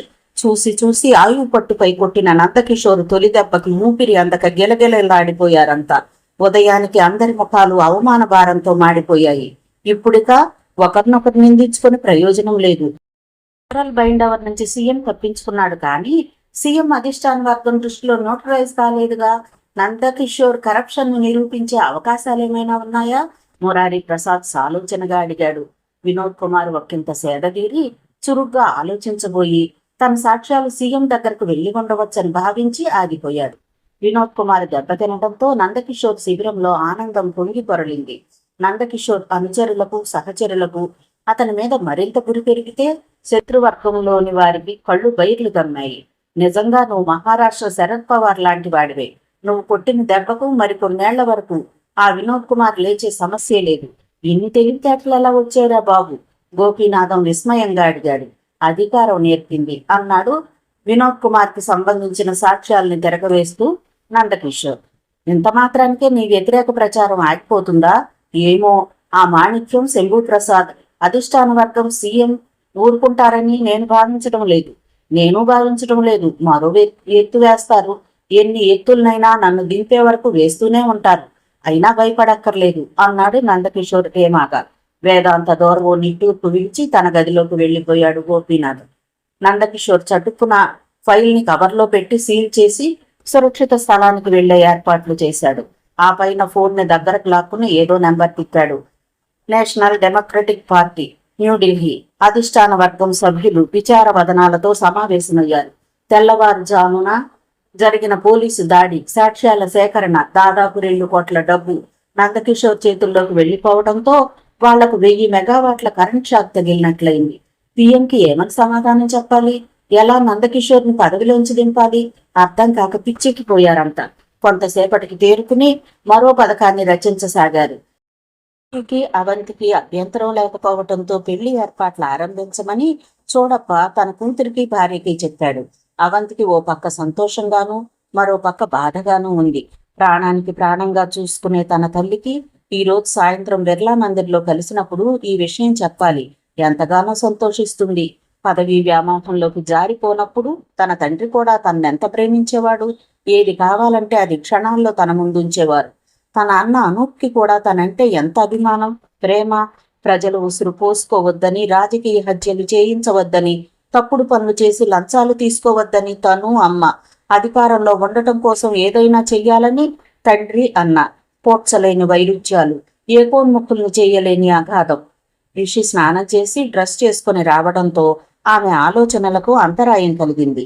బ్రేక్ఫాస్ట్ వ్యవహారాలు నువ్వైనా త్వరగా చూడమ్మా, చాలా అర్జెంట్ పనులున్నాయి చూడప్ప ఆదుర్దా పడిపోతూ అనటంతో అవంతి వంటగదికేసి వెళ్ళింది. ఇప్పుడు డైనింగ్ టేబుల్ దగ్గర చూడప్ప రిషి మాత్రమే ఉన్నారు. చూడప్ప వినోద్ కుమార్ ఇంటి మీద జరిగిన దాడి గురించి, పట్టుబడ్డ మారణాయుధాల గురించి చెబుతుంటే రిషి విస్మయంగా వినసాగాడు. అంటే అంకుల్, సీఎంని పదవి నుంచి దించే ప్రయత్నాలు చురుగ్గానే సాగుతున్నాయన్నమాట అన్నాడు రిషి విస్మయం నుంచి తేరుకుంటూ. అవును, అలాగని నందకిషోర్ని తక్కువ అంచనా వేయకూడదు. అతను ఎలాగైనా తన పదవిని కాపాడుకోగలడు. వినోద్ కుమార్ తండ్రి పిఎంకి ఆప్తులు. వినోద్ కుమార్ ని సర్వనాశనం చేయగల సాక్ష్యాలు ఇప్పుడు సీఎం దగ్గరున్నాయి. ఇది నందకిషోర్ తనకై తాను తీసుకున్న జాగ్రత్త. అతను కలిసి వచ్చే అవకాశం ఉన్న కేసుని నువ్వు పట్టుకున్నావు. ఇంకెలా అతన్ని పదవి నుంచి దింపగలరు? ఇంపాసిబుల్. రాజకీయ నాయకుడికి పూర్వం రోజుల్లో కావలసింది నీతి, నిజాయితీ, ప్రజాభిమానం. ఇప్పుడు కేవలం తెలివితేటలు. ప్రజాభిమానం లేకపోయినా డబ్బు వెదజల్లి గోండాల్ని దించి ఎలక్షన్లలో గెలిచి అధికారంలోకి రాగలడు. నీ గురించి కమిషనర్ గారికి బాగా చెప్పాను. అతను నా సహచరుడు, ఫ్రెండ్. నీకు ప్రమోషన్ రావడం ఖాయం. జాగ్రత్తగా మసులుకో అన్నాడు చూడప్ప కన్న తండ్రిలా జాగ్రత్తలు చెప్తూ. వంటగదిలో ఉన్న అవంతికి వారి సంభాషణ అంతా వినిపిస్తూనే ఉంది. ఏ రోజుకు ఆ రోజు చూడప్ప ఇంట్లో జరిగేదంతా చెబుతూ రావడంతో అలక్ నిరంజన్ విషయం కూడా తెలిసిపోయింది. అప్పటి నుంచి ఆమెలో సందేహం పీడిస్తోంది. ఎక్కడో ఏదో మెలిక ఉందనిపిస్తోంది. కానీ అది ఏమిటి అనేది ఆమెకే అంతుబట్టడం లేదు. అరగంటకు బ్రేక్ఫాస్ట్ కానిచ్చి ఇద్దరు బయటకు వెళ్లిపోయారు. చూడప్ప భార్య పెళ్లి హడావిడి చేయటం ఆరంభించింది. ఒక్కొక్కరికి ఒక్కో పని పురమాయిస్తూ హడావిడి పడిపోసాగింది. అవంతి అన్యమనస్కంగానే క్లినిక్ తెరిచింది. నీ జుట్టు మా చేతిలో ఉంది, కోప జాడిస్తే జైలుకి వెళ్లడం ఖాయం అని వినోద్ కుమార్కి ఇన్ఫర్మేషన్ పోస్ట్ చేయబడింది. మిగతాది నేను చూసుకుంటాను అన్నాడు నందకిషోర్ తనకి ఎదురుగా ఉన్న సహచరులతో. వాళ్లు తలలూపి బయటకు నడిచారు. జపాన్ పౌరుడికి తన దేశం పట్ల ఎంత దేశభక్తి ఉంటుందో అంత భక్తి మన దేశంలో రాజకీయ నాయకులకు పదవిపై ఉంటుంది. భరతమాత పాపం నాలాంటి వాళ్లను కంటుంది ఎందుకనో నవ్వుతూ అన్నాడు నందకిషోర్ గోపీనాథం కేసు చూస్తూ. గోపీనాథం వెక్కబోయి చూశాడు. మిగతా కథ తర్వాతి భాగంలో చూద్దామండి. కథ విన్నందుకు ధన్యవాదాలు. ఈ నవల మీకు నచ్చితే ఒక లైక్ చేయండి, షేర్ చేయండి, నా ఛానల్ని సబ్స్క్రైబ్ చేసుకోండి, నన్ను సపోర్ట్ చేయండి. మీరిచ్చే ఒక్క లైక్ నాకు నా ఛానల్కి ఎంతో సపోర్ట్ని ఇస్తుందండి. మీ యొక్క విలువైన అమూల్యమైన సలహాలని, సూచనల్ని కామెంట్ రూపంలో తెలియజేయండి. Thank you. ఉంటానండి.